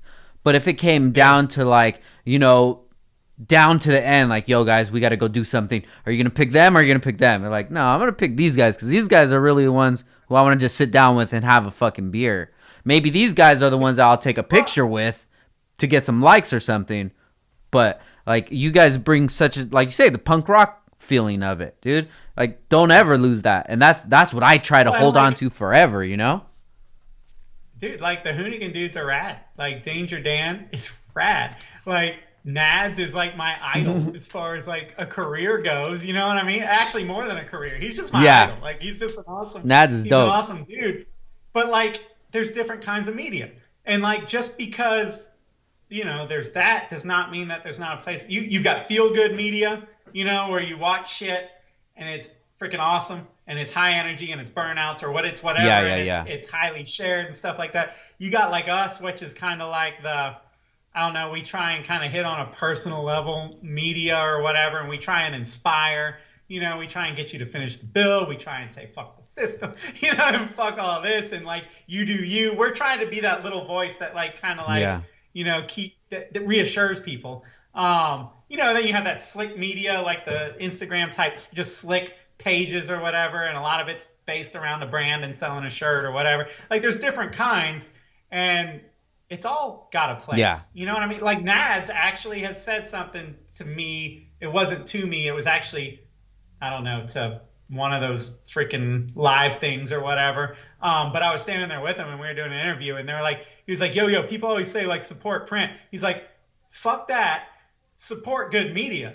Like it doesn't, like if it's printed, it's printed. If it's a podcast, it's a podcast. If it's a video, it's a video. Just support the good shit. You know what I mean? Like, so yeah, at the end of the day, I don't think the fact that like Ken Block makes a video thrashing a Fiesta or whatever and it gets 10 million views, like that's great, but it doesn't take away from like us hitting like one guy right in his heart and that guy going, fuck yes, I'm in this for life and I'm going to start a bolt company or whatever. Yeah. Like, Please don't. I mean? Like you affect people. Yeah, you affect people in different ways, though. You know what I mean? So I think it's all got its value. I think anybody listening, like whatever you guys want to do, it's got its value, man. Just make sure you're going the way that your heart is. And that's kind of goes back to what we were talking about with Downstar and you having a kid and now you're going to make baby stuff. You have to go like where your passion and your energy and your heart is, and I think people appreciate that. If you don't, you get burned. Yeah. You know what I mean? No, definitely, man. And I can totally attest to what you're saying about the views and things like that. We did. This is episode 205 of the podcast. I've been doing it since September, I think August 2018. And still our videos are getting like 300, 400 views. And on one end, I'm just like, fuck, man. When is this gonna start picking up? When are the numbers gonna come in? Yeah. But then I'll check my DMs and it shows somebody sharing it and they're listening in their garage while they're wrenching on their car. Right now, somebody is listening to this while they're working on their car. And guys, if you are, please just share that to us because that's what reels me in. It's like, it's happening, dude. It's happening. Maybe it's not happening on the scale you want, the numbers or what have you, but people are listening. They're on their drives. They're on their morning commutes. They're working on their cars. They're chilling with their friends. And these conversations that we're having, hopefully is planting some seed in one person. And then that's all worth it, Yeah, totally, dude. Like, that's like the measure of success for me. If some dude comes up and was like, yo, I caught this thing that you did on blah. I'm like, oh, holy shit. Yeah. And they're like, dude, like freaking it hit me, it like changed. I quit the job and I did. And I'm like, holy shit. Like, you did that because of, me? Like, maybe you shouldn't have done that. But it's like, no, but like, seriously, I'm like, hell yes, dude. The fact that that I said what somebody needed to hear in the moment that they needed to hear it is freaking epic. You know what I mean? Like, that's kind of like what I thrive on. You're trying to get people to drink the Kool-Aid, but then you're kind of surprised when they do. You're like, oh, shit, it worked. Like, yeah, it worked just like you said. Like, oh, damn, that's cool, but it's exciting, man. And you just got to keep things exciting because, like you said, bro, you could just get burnt out doing the same thing. Chasing numbers each month. We're trying to get more and more and more numbers. It's like, okay, so when you get there, what? Just like you were saying with your college friends, I'm gonna go make money. Okay, and then what? I'm gonna keep making more money. Okay, and then what? I'm gonna buy whatever I want. Okay, and then what? But if you've never been to that point where and then what? You don't have any idea. But once you get to that point where all the bills are paid for, you have all the stupid shit you want, and then you still don't feel like fulfilled, that's a scary place to be at, man. And then I feel like that's the next evolution of growing up, is figuring out like, wow, all this thing that society told me that I was gonna be fulfilled with, it's not. I fucked all these girls. Yeah. I have all this money. I've done all these drugs or what. I have everything. It's like, man, I felt better when I didn't have anything. So it kind of makes you evaluate things, which. Yeah. I mean, one, I've never been there because I've never had everything and then felt empty. You know what I mean? Like, I love everything about everything about my life. I could use more cash. That would be Yeah. sick. Like it's never like I've never just had stacks of cash. I don't know what that's like. I got a totally rad job with a ton of perks that gives me a really fucking cool lifestyle with a ton of Yeah. freedom. And so yeah, whatever, like that's enough. Um, I don't, dude, I had a train of thought and I just freaking forgot it. Damn it, it was gonna be good too.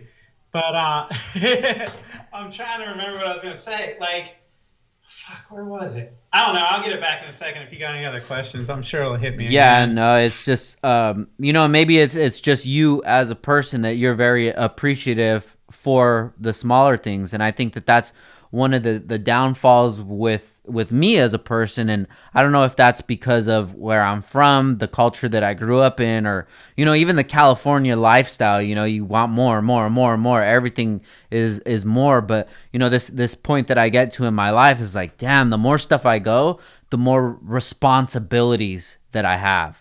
I have so many cars. What if I had to just pick up and go? I can't. I have so much thing just weighing me down. And it'll be nice just to have, one nice car, a nice enough house where you can maintain it, and okay, I'm good right now.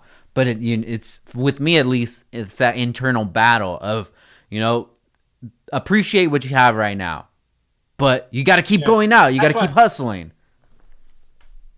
That's why it came back to me when I just forgot. Like the materialism in the car world bothers Yeah. me. Like that is kind of one regret that I have because as I kind of whatever grew as a person, grew spiritually, all this kind of stuff. It's like, fuck, what are we doing? Like we're fucking with show off shit, with material shit, and like I kind of struggle with that a little bit. And if I ever did burn out, which I didn't, that's probably kind of how it was going to burn out because I was like, is there any depth to this other than trying to be fucking cool and impress boys on the internet? You know what I mean? Like, but then that's where the magazine started to find its voice, and I began to realize, no, man, it's just the fucking glue. Like the car. That's why I'm not attracted to those pretentious type cars, like Yeah. exotics. I think I've came to the conclusion that they don't fucking do it for Mm. me. And if they did, it would be an older one with like a gated 16 Yeah. or Yeah. something. You know what I mean? Like the cool, like impressing people. I'm not about it. Yeah.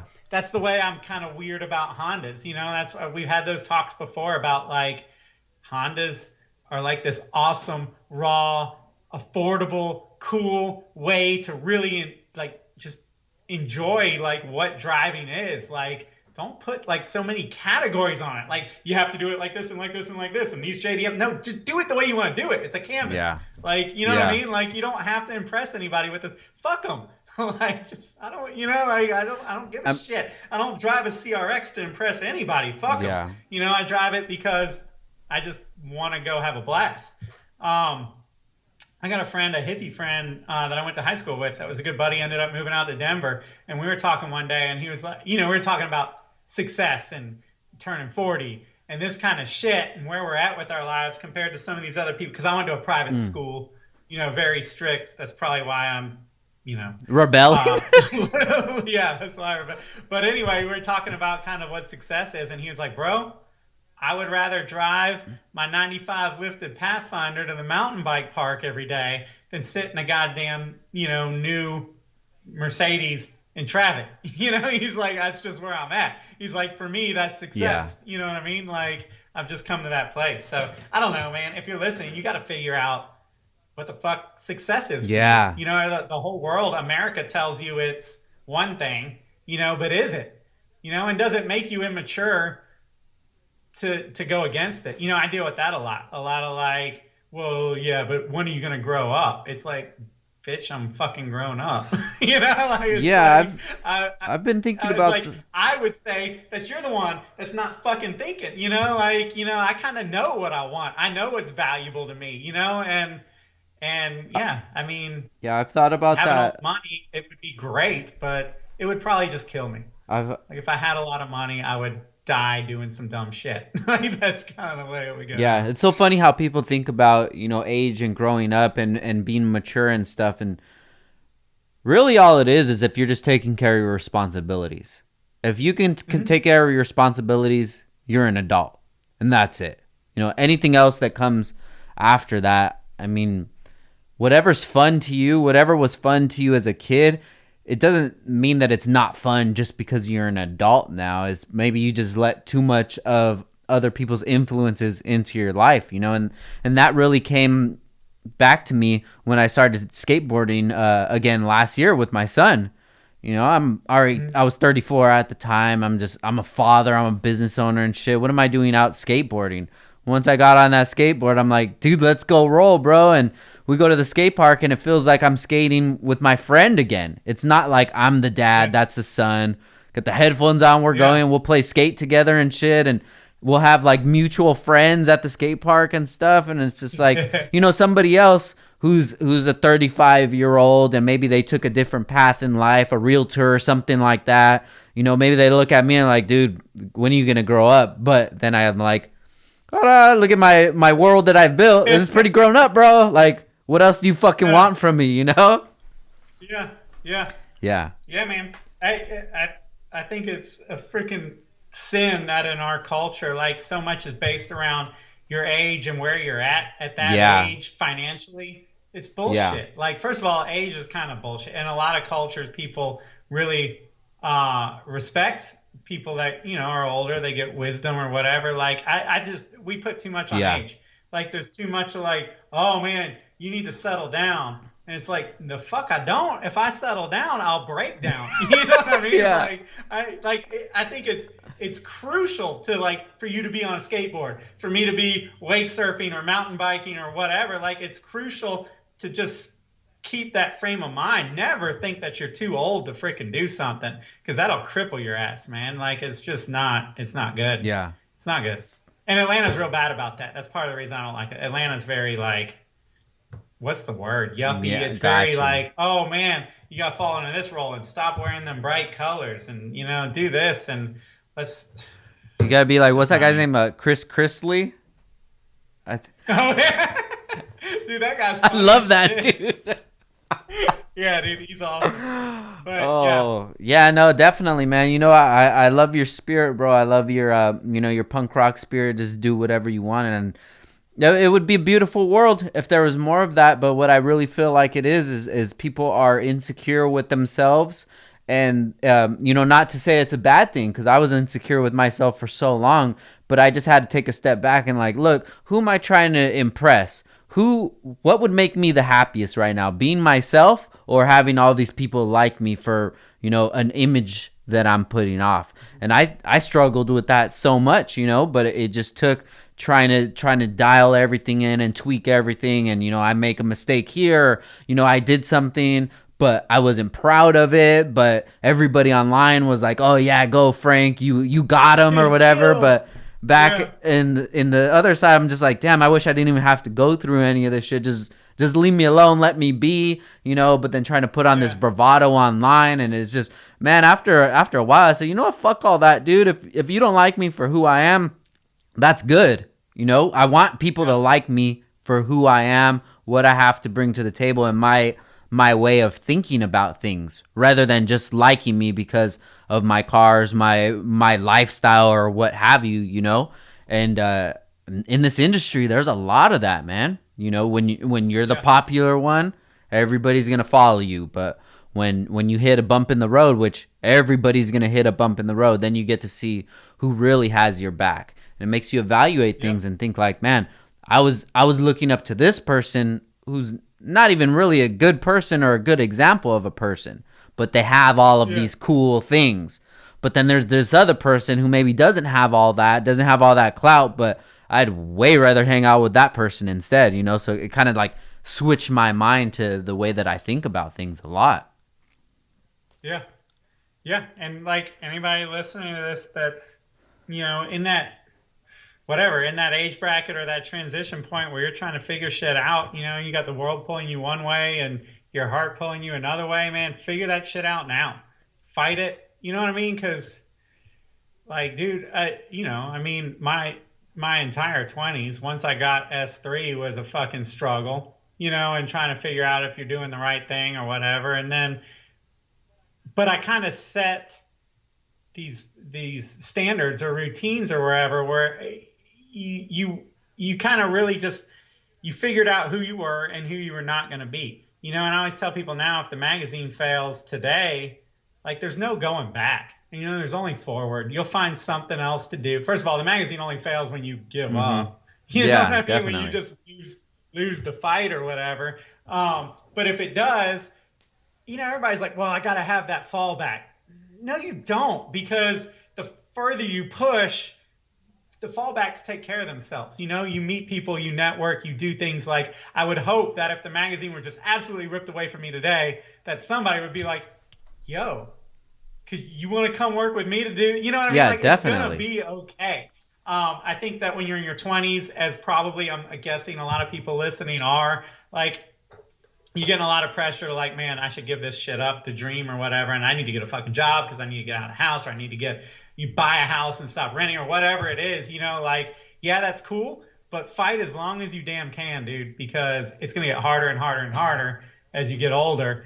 Because if you do go get that job and you do go like buy that house, you get married to the money, the income that you're making, and it takes all your time, and it gets harder and harder, and pretty soon you've totally lost the direction you wanted to go, and there's no going back. You can't do it then when you're, you know, married to car payments and houses and all that kind of stuff. So anyway, yeah, if you're that dude that's wrenching on their car listening to this right now, you know, and you've got that little struggle going on, I'd say freaking fight it. Figure out who you are. Figure out what's important. Is it money? Is it lifestyle? Is it, you know, just overall happiness or whatever? And go for that. And you know, like I said, you don't fail until you fucking quit. Yeah. You might fall down, you know what I mean? But you just keep pushing, dude. And eventually you push through, you know what I mean? And then when you get to like our age now, you earn it. Yeah. You know, now when I go hang out with all like the straight-laced people from college or whatever, it's just like after a couple beers, they're like, fuck, man. Fucking got it figured out. I'm like, I don't have shit figured out. Like, Yeah. I just keep, you know, pushing or whatever. Yeah. Like, so Just keep on keeping on like Joe Dierte, man. You just got to keep it going. yeah, yeah, dude, that dude had good. Yeah, he did too. Dude. Yeah, man. You know, I've heard so many stories from guests that we've had on the podcast, and it's just, you know, they started with the smallest thing and just kept going for it. Just kept doing it and stayed focused on that one thing. And no matter what anybody said, anybody's opinion, they just kept going for it. And now there's so many amazing companies out there from CEOs that just start out like that. So anybody listening right now, it's not one of those things. It's not a luck thing. You can do it. Whatever you're into, you can do it. And you just got to stay focused, man. But it's definitely hard. For sure. But fuck yeah, Wooley. I love your outlook on everything, man. Very cool, dude. So it's pretty much just a product of being in deep shit for like 10 years. Eventually you're like, you know what? The stress is gonna kill me, so fuck it.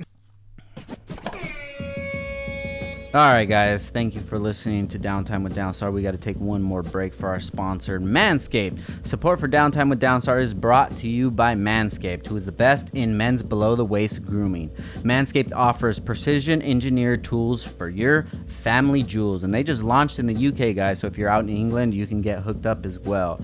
You can get this Performance Package 3.0, which comes with so much gear right here. We got the T-shirt.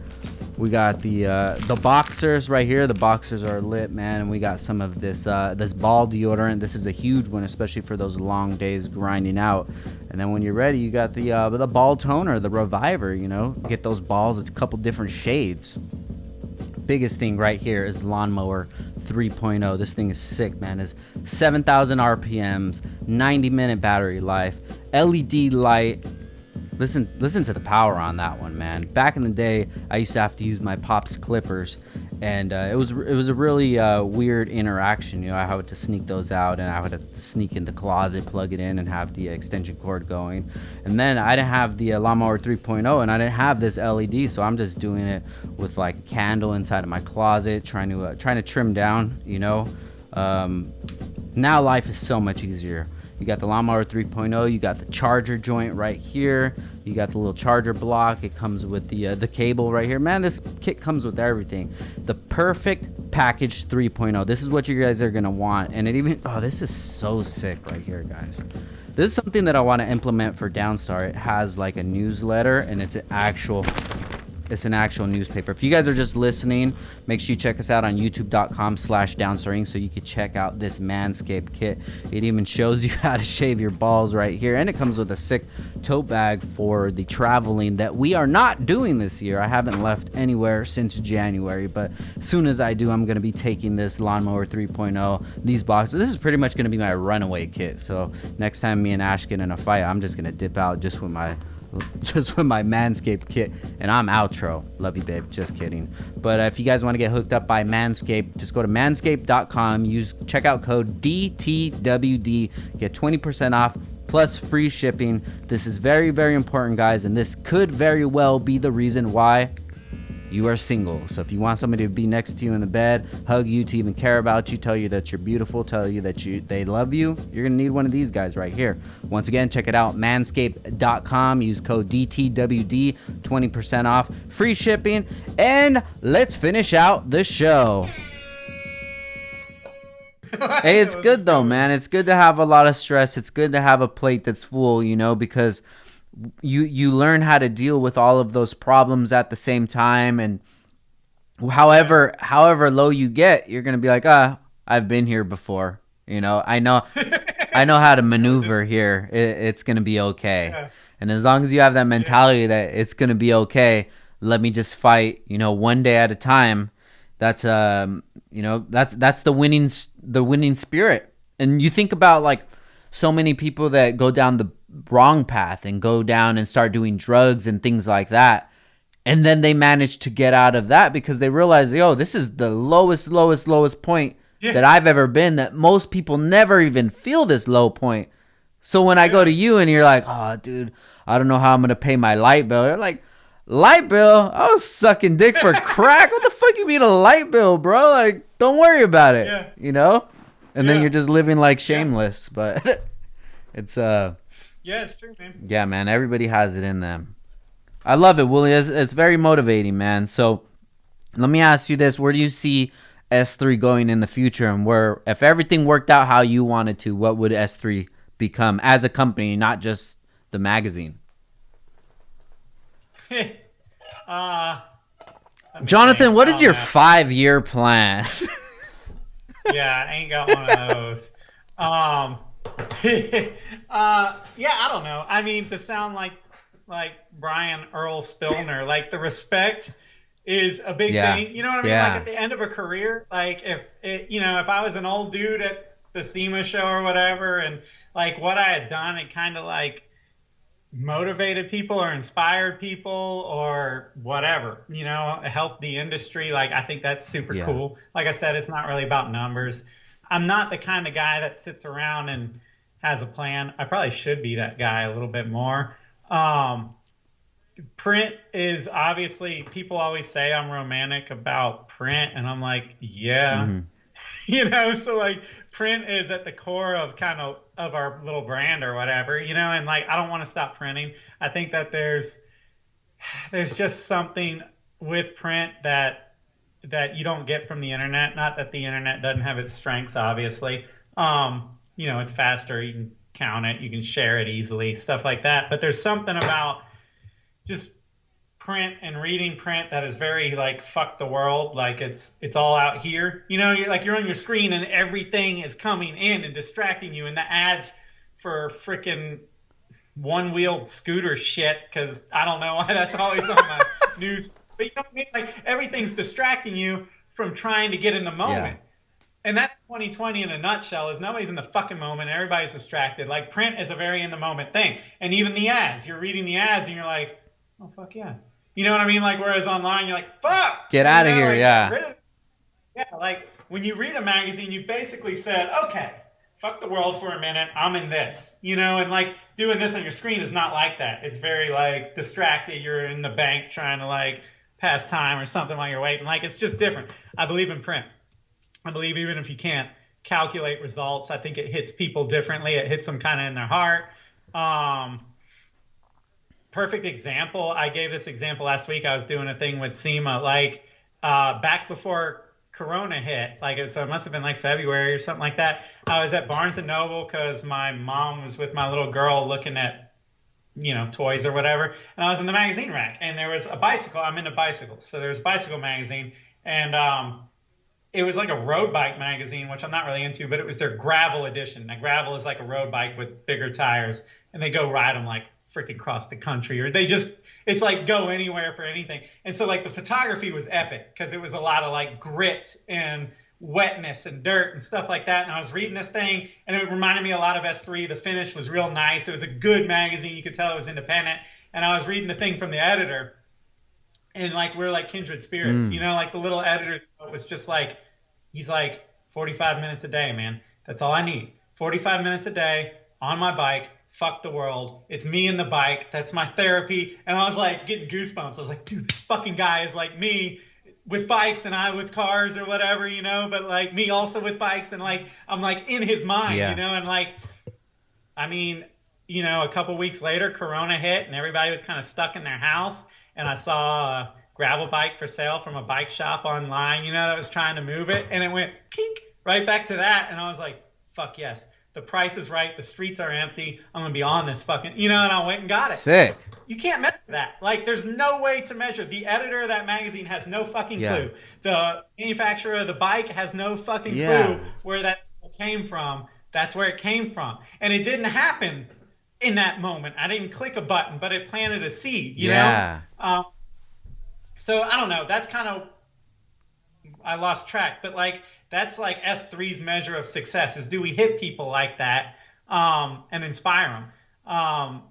Make them feel like the path that they're on is the right path. When the whole world is saying, you really need to fucking sell that car and go buy something with air conditioning that you can go to your job in. We're the one guys that are going, nah, man. And that's what the still hood thing's all about, dude. Like, that's what that attitude is. It's like, fuck them. They don't know. We know. We know that like, it's good.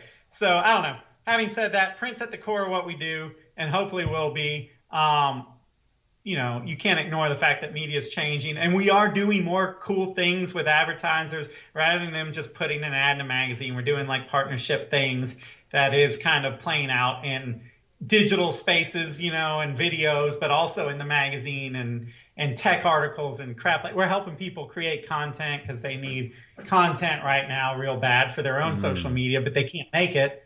We can. We got people for that. We toyed with the idea of selling parts.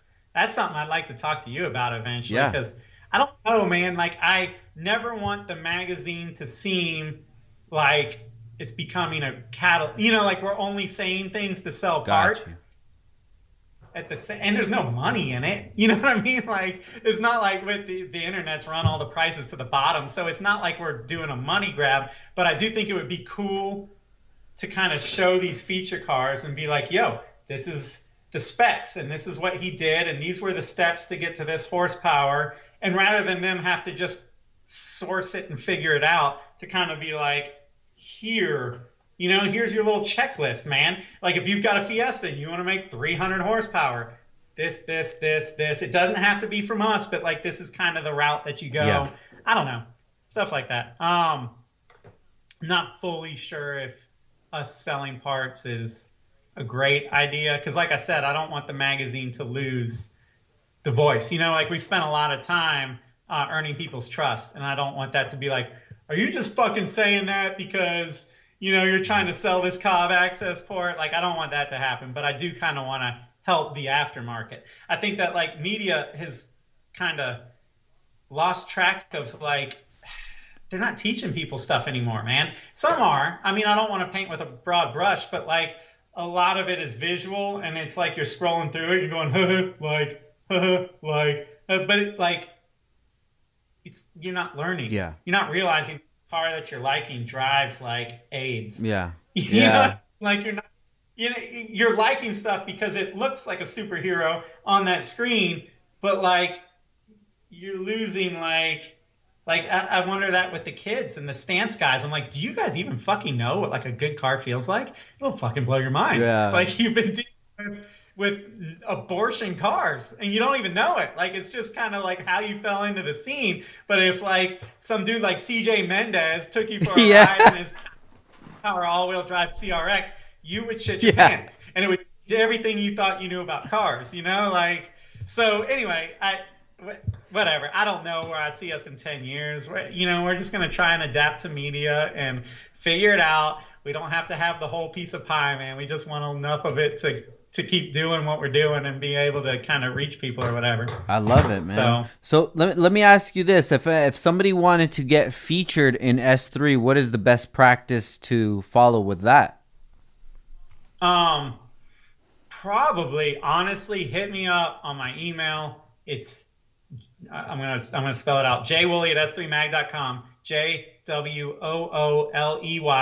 at S3. It's the letter S, number three, mag.com. If you forget that, you can go to like our Facebook page or Instagram, message us. If I don't respond, it's not because I'm blowing you off. It's because I suck at technology. So do it again. Gotcha. Do it again. Me or Hunter or one of the dudes will see it and we'll get back to you. Or my name's Jonathan Wooley, Jonathan Wooley, Wooley. You can hit me up on Facebook, man. Just my personal Facebook. A lot of people, hit me up like that. Got you. And no official. I mean, send us a couple sample pictures. Don't sweat it. They don't have to be professional pictures. And then, a mod list and stuff like that, man. We just go from there. Now, since there's no more print magazine, is there? I remember back in the day, if you got into one magazine, it kind of stopped you from getting into another magazine. Do you still feel that way if they printed it on Super Street or someone did a online feature on it? Do you feel like that takes away from you, or would that be still something you would run? I mean, yeah, to a certain point. It's not like it's a deal breaker.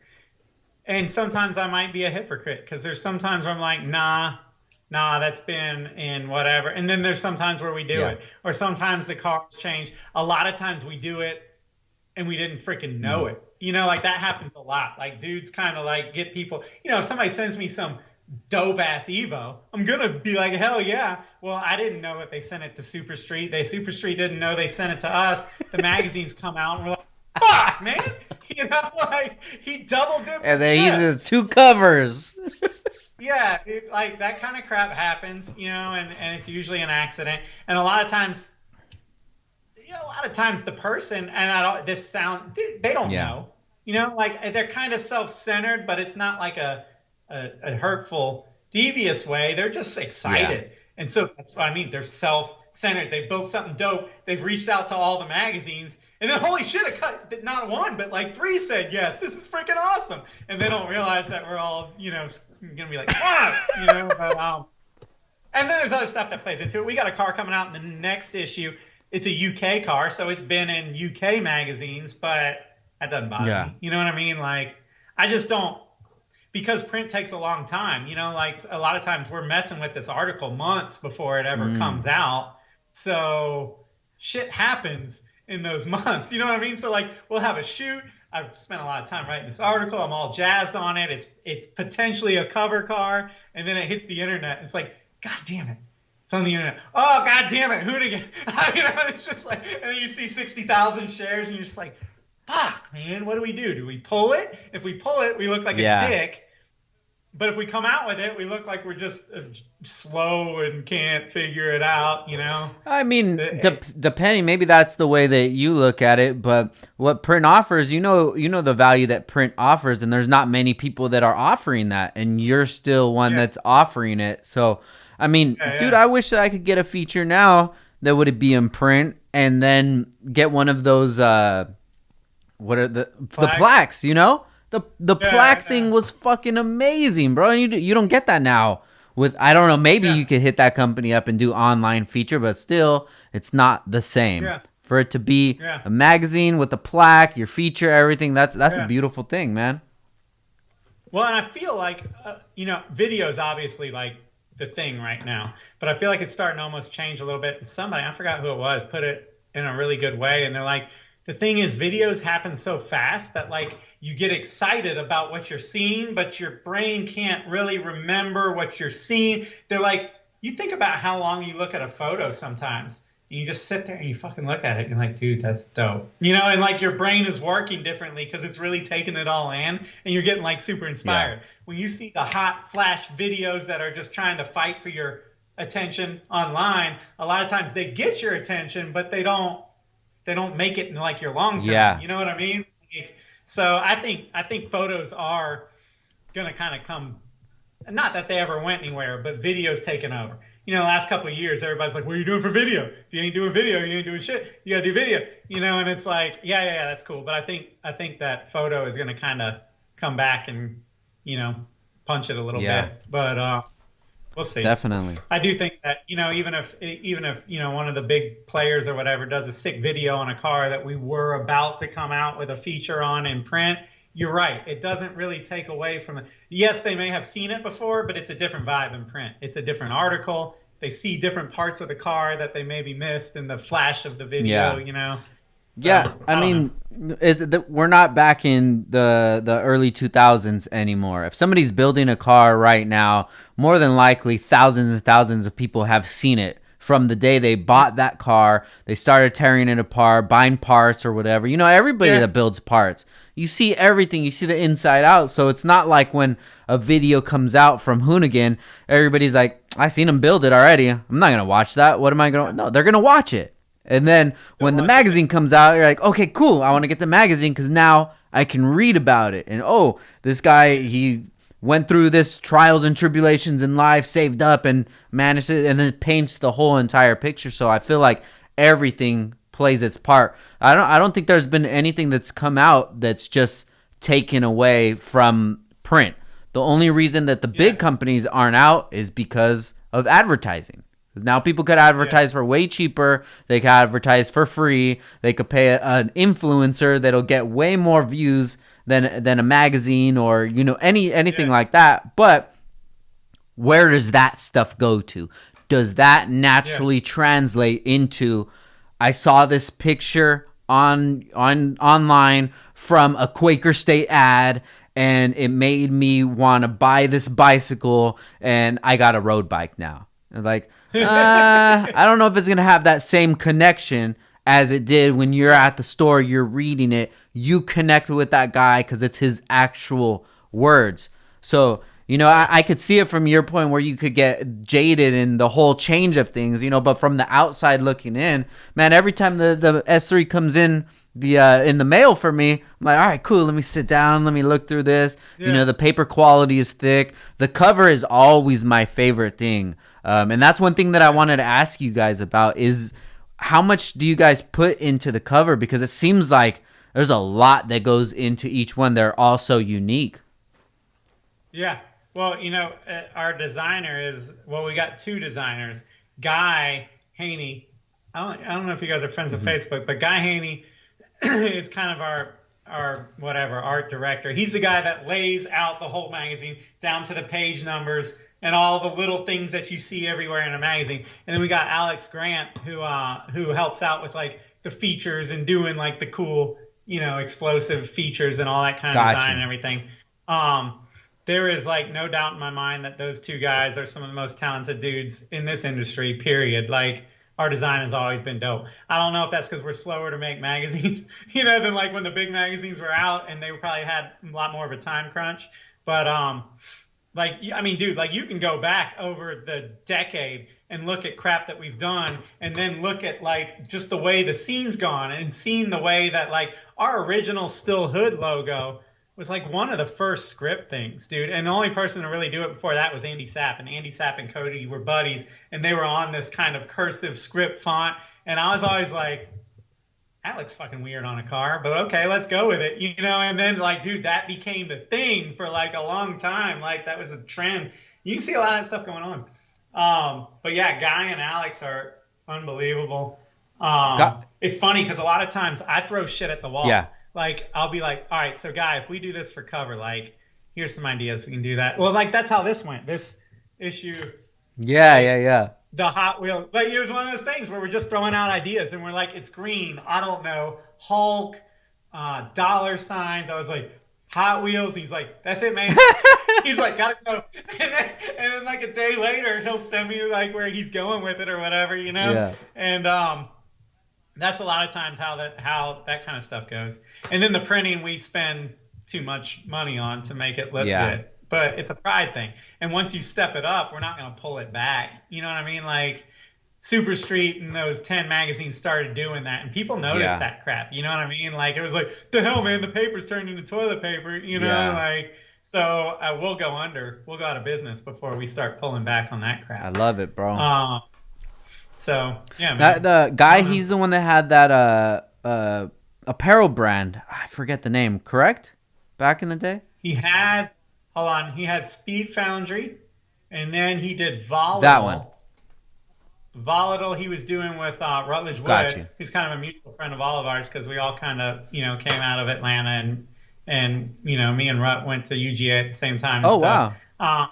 So he was doing that with him, and then that went to hell in a handbasket because I think there's a Volatile like women's shoe I company remember that. Yeah. something, some shit, and they got a cease and desist, and like, actually took it seriously, and was like, oh, we need to change the name. I was like, change it to Vol ATL, like Vol Oh Result. yeah.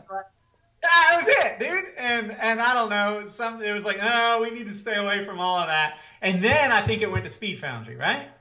I don't know, but when I yeah, had the shirt, it was the Volatile, and it was man, I really liked it. If you still have one, guy, if you're listening, let me know. The Atlanta one, it was like with the A. the Yeah, the ATL. ATL one. Yeah. I got that sticker on my CRX. Yeah. Yeah.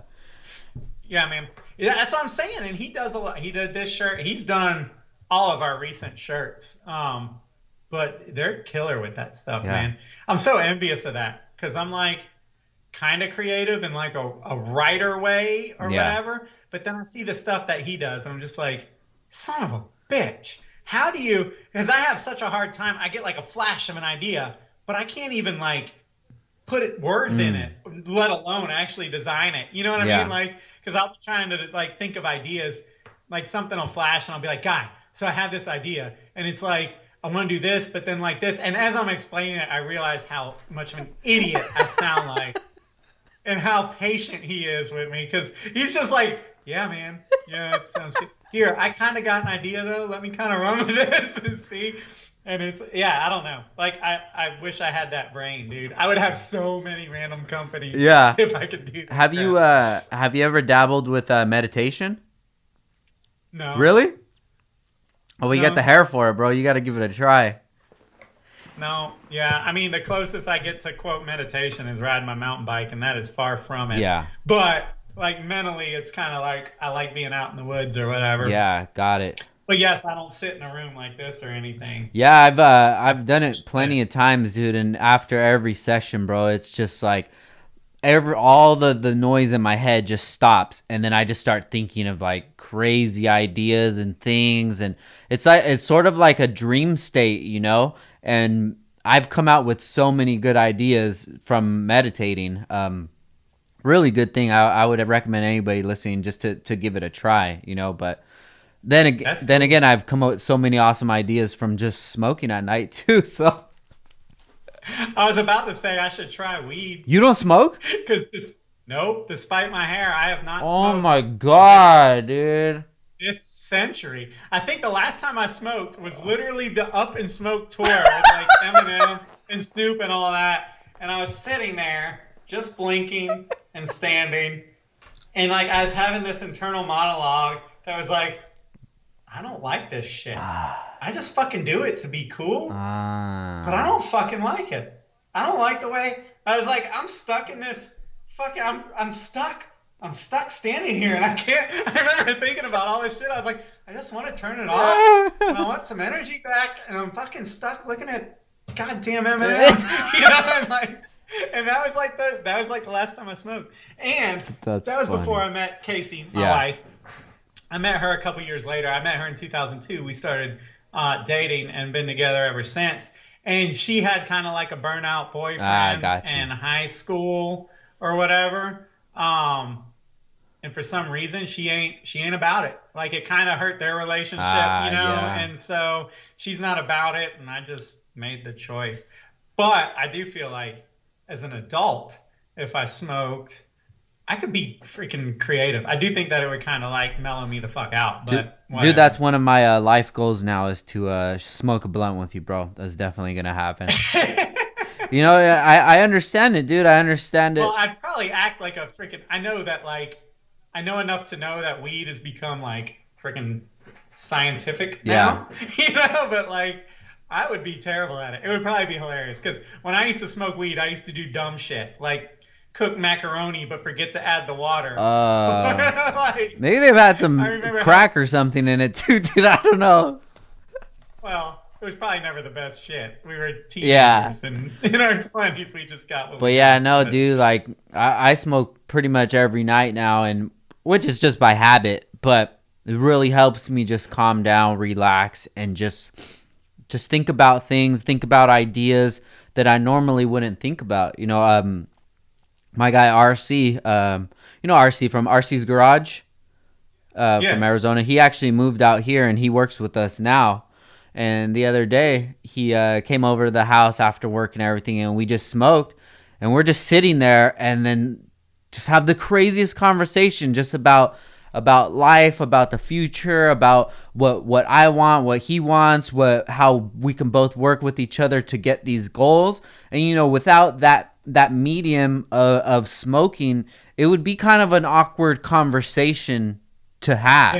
You're like, why Yeah, why are you talking to me about this right now? But when you smoke, it's like, it's normal.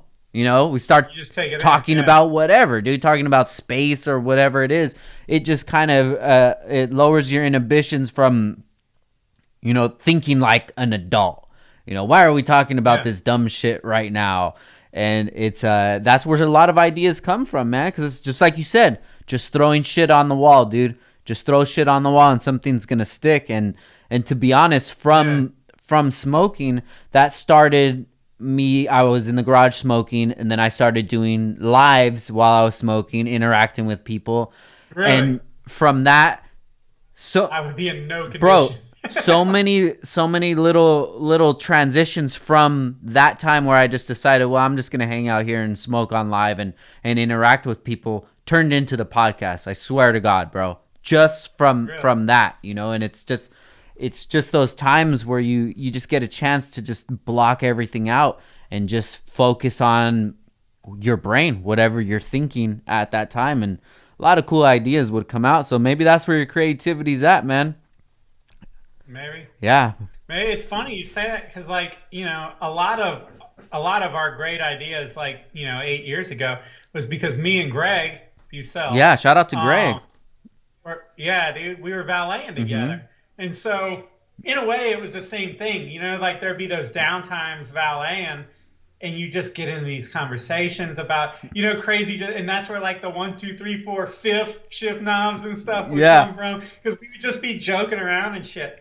And sometimes I feel like now life is so crazy. You're a dad, and like you don't have that time to kind of just think Yeah. and whatever, just brainstorm and shit because every day is kind of like Yeah. busy, Mm-hmm. and then the day's over. So yeah, I don't know. Yeah. It's I definitely. wish I could find some of that time now, weed or no weed, but find some sort of time where you could just be like, all right, what do I want to do? Yeah.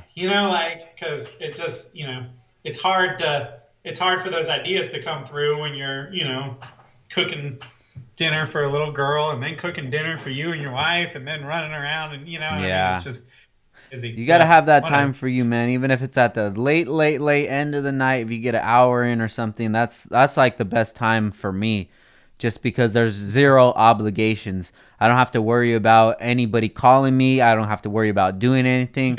I'm just there in my zone, just chilling out, Yeah. listening to music as music should be listening to, deciphering all the different sounds and appreciating things to a different level. And it's amazing, man.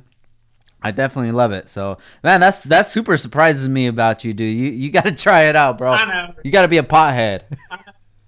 I know, dude. Trust me, I get it all the time. Even when I go to Hawaii, people are like, yo, where can I get some weed? I'm like, Don't fucking know, dude. You know, anytime, that's the problem when you have, when you have dreads and shit. Anytime there's weed in the air, which in California I know is all the Yeah. time everywhere, but like, in Georgia they're not quite there yet. So whenever there's like weed in the air, it's like people are like, ah, and they're pointing to you, and you're like, Hey, I not me. swear, man. Yeah, Hell yeah, I love it. yeah, All right, Willie, before we whatever. get out of here, I want to touch on one more topic is the podcast, man. I was fortunate enough to be a guest on the podcast, and it was a great Yeah. time, man. I loved it, dude. It was dope, man. So tell me about the podcast and the idea behind it. I don't know. I mean, if we're gonna be totally honest, the idea behind the podcast was like, yo, we need to do a podcast. Like people were like, you need to do video shit or like stuff other than print. Like I guess shoot, it's been about 2 years now, but 2 years ago or so when we brought Hunter on Yeah. and Jesse on, those guys are very digital savvy, and they're like, all right, it's time to beat this out of your comfort or into your comfort zone, because I was like, cameras, fuck no. I look weird. I think I look cool until I see myself on camera, and then I realize I look like an idiot and I sound like Tom from Blink 182.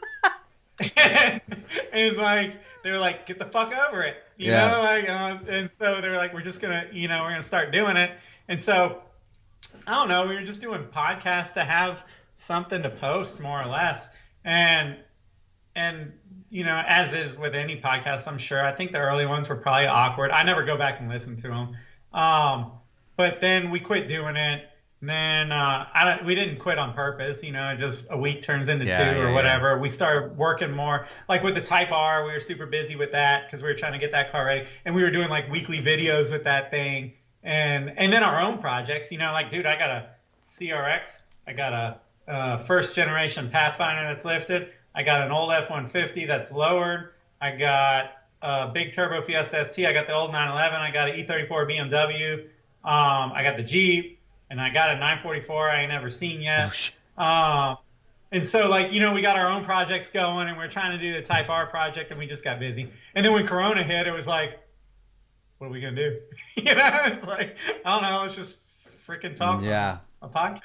So we started doing that, and then we started like we were trying to talk about like current event topics and stuff like that. Like yesterday, we did one about the new Z or whatever, and that's cool. But we were like, start bringing people Yeah. on. So yeah, we brought you. We brought other dudes that are like, we know in the industry that we know would like to do this kind of stuff. You just kind of went from there. Yeah. I wish I could do it like you do. I really do. Like I wish I could be on 205. Yeah, Did you say we're 205, on? yeah. It's Insane. And the fact that you're self-motivated. yeah. Like if it's just me, there would be like no podcast. Yeah, it's just I mean, cuz I'm interested into it. It's just like you with the bikes. Podcasting was a hobby of mine just to be a fan of it. I'm huge into music. I'm probably as much passionate.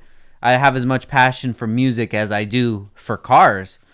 So with music comes the podcasting, and I jumped into that side of things. So it was like, I want to do this, and I'm gonna do it. And if nobody else is gonna help me out with it or see the vision, it's all good. They'll see it in the future, But this is something that I wanted to do, and it's fucking hard, bro.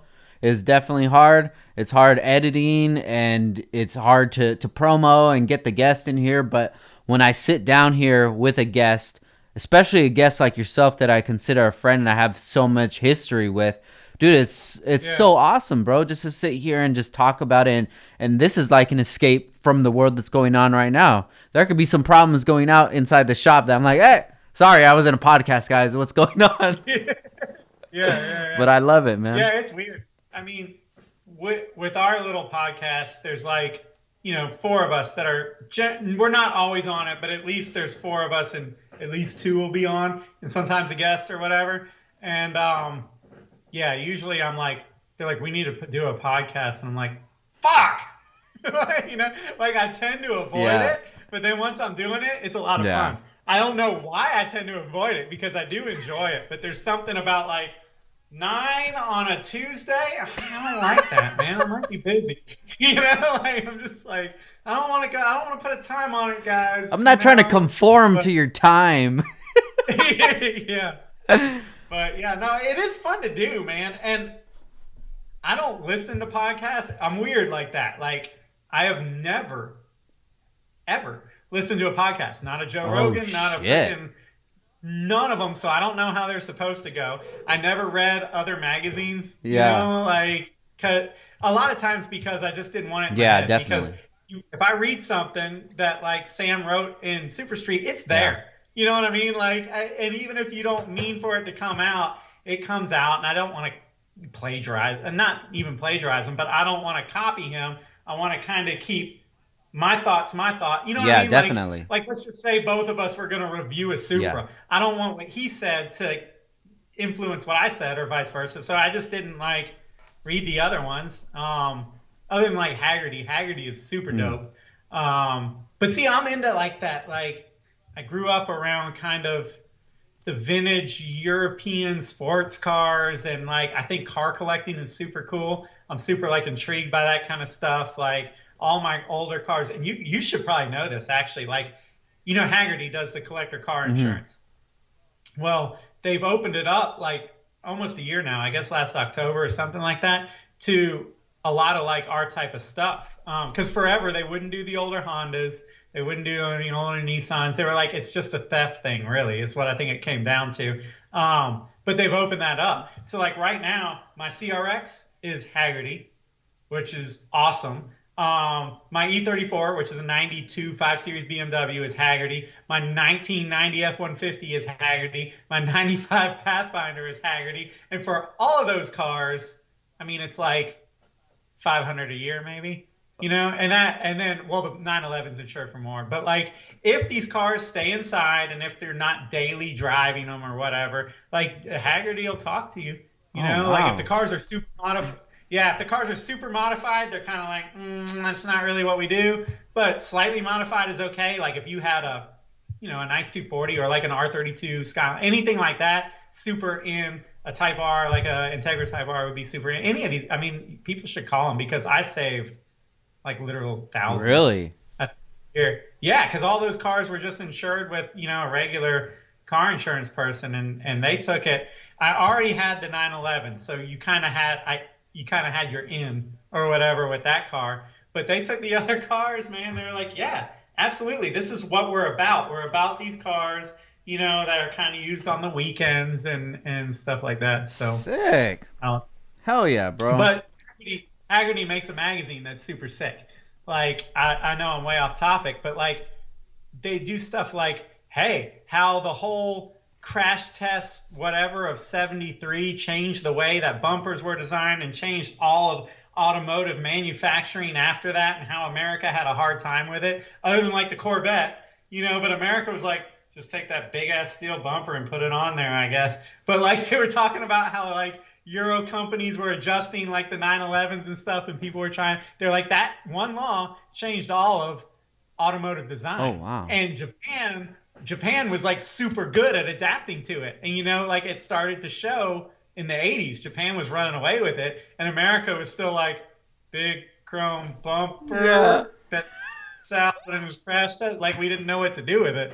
But anyway, that's super sick magazine.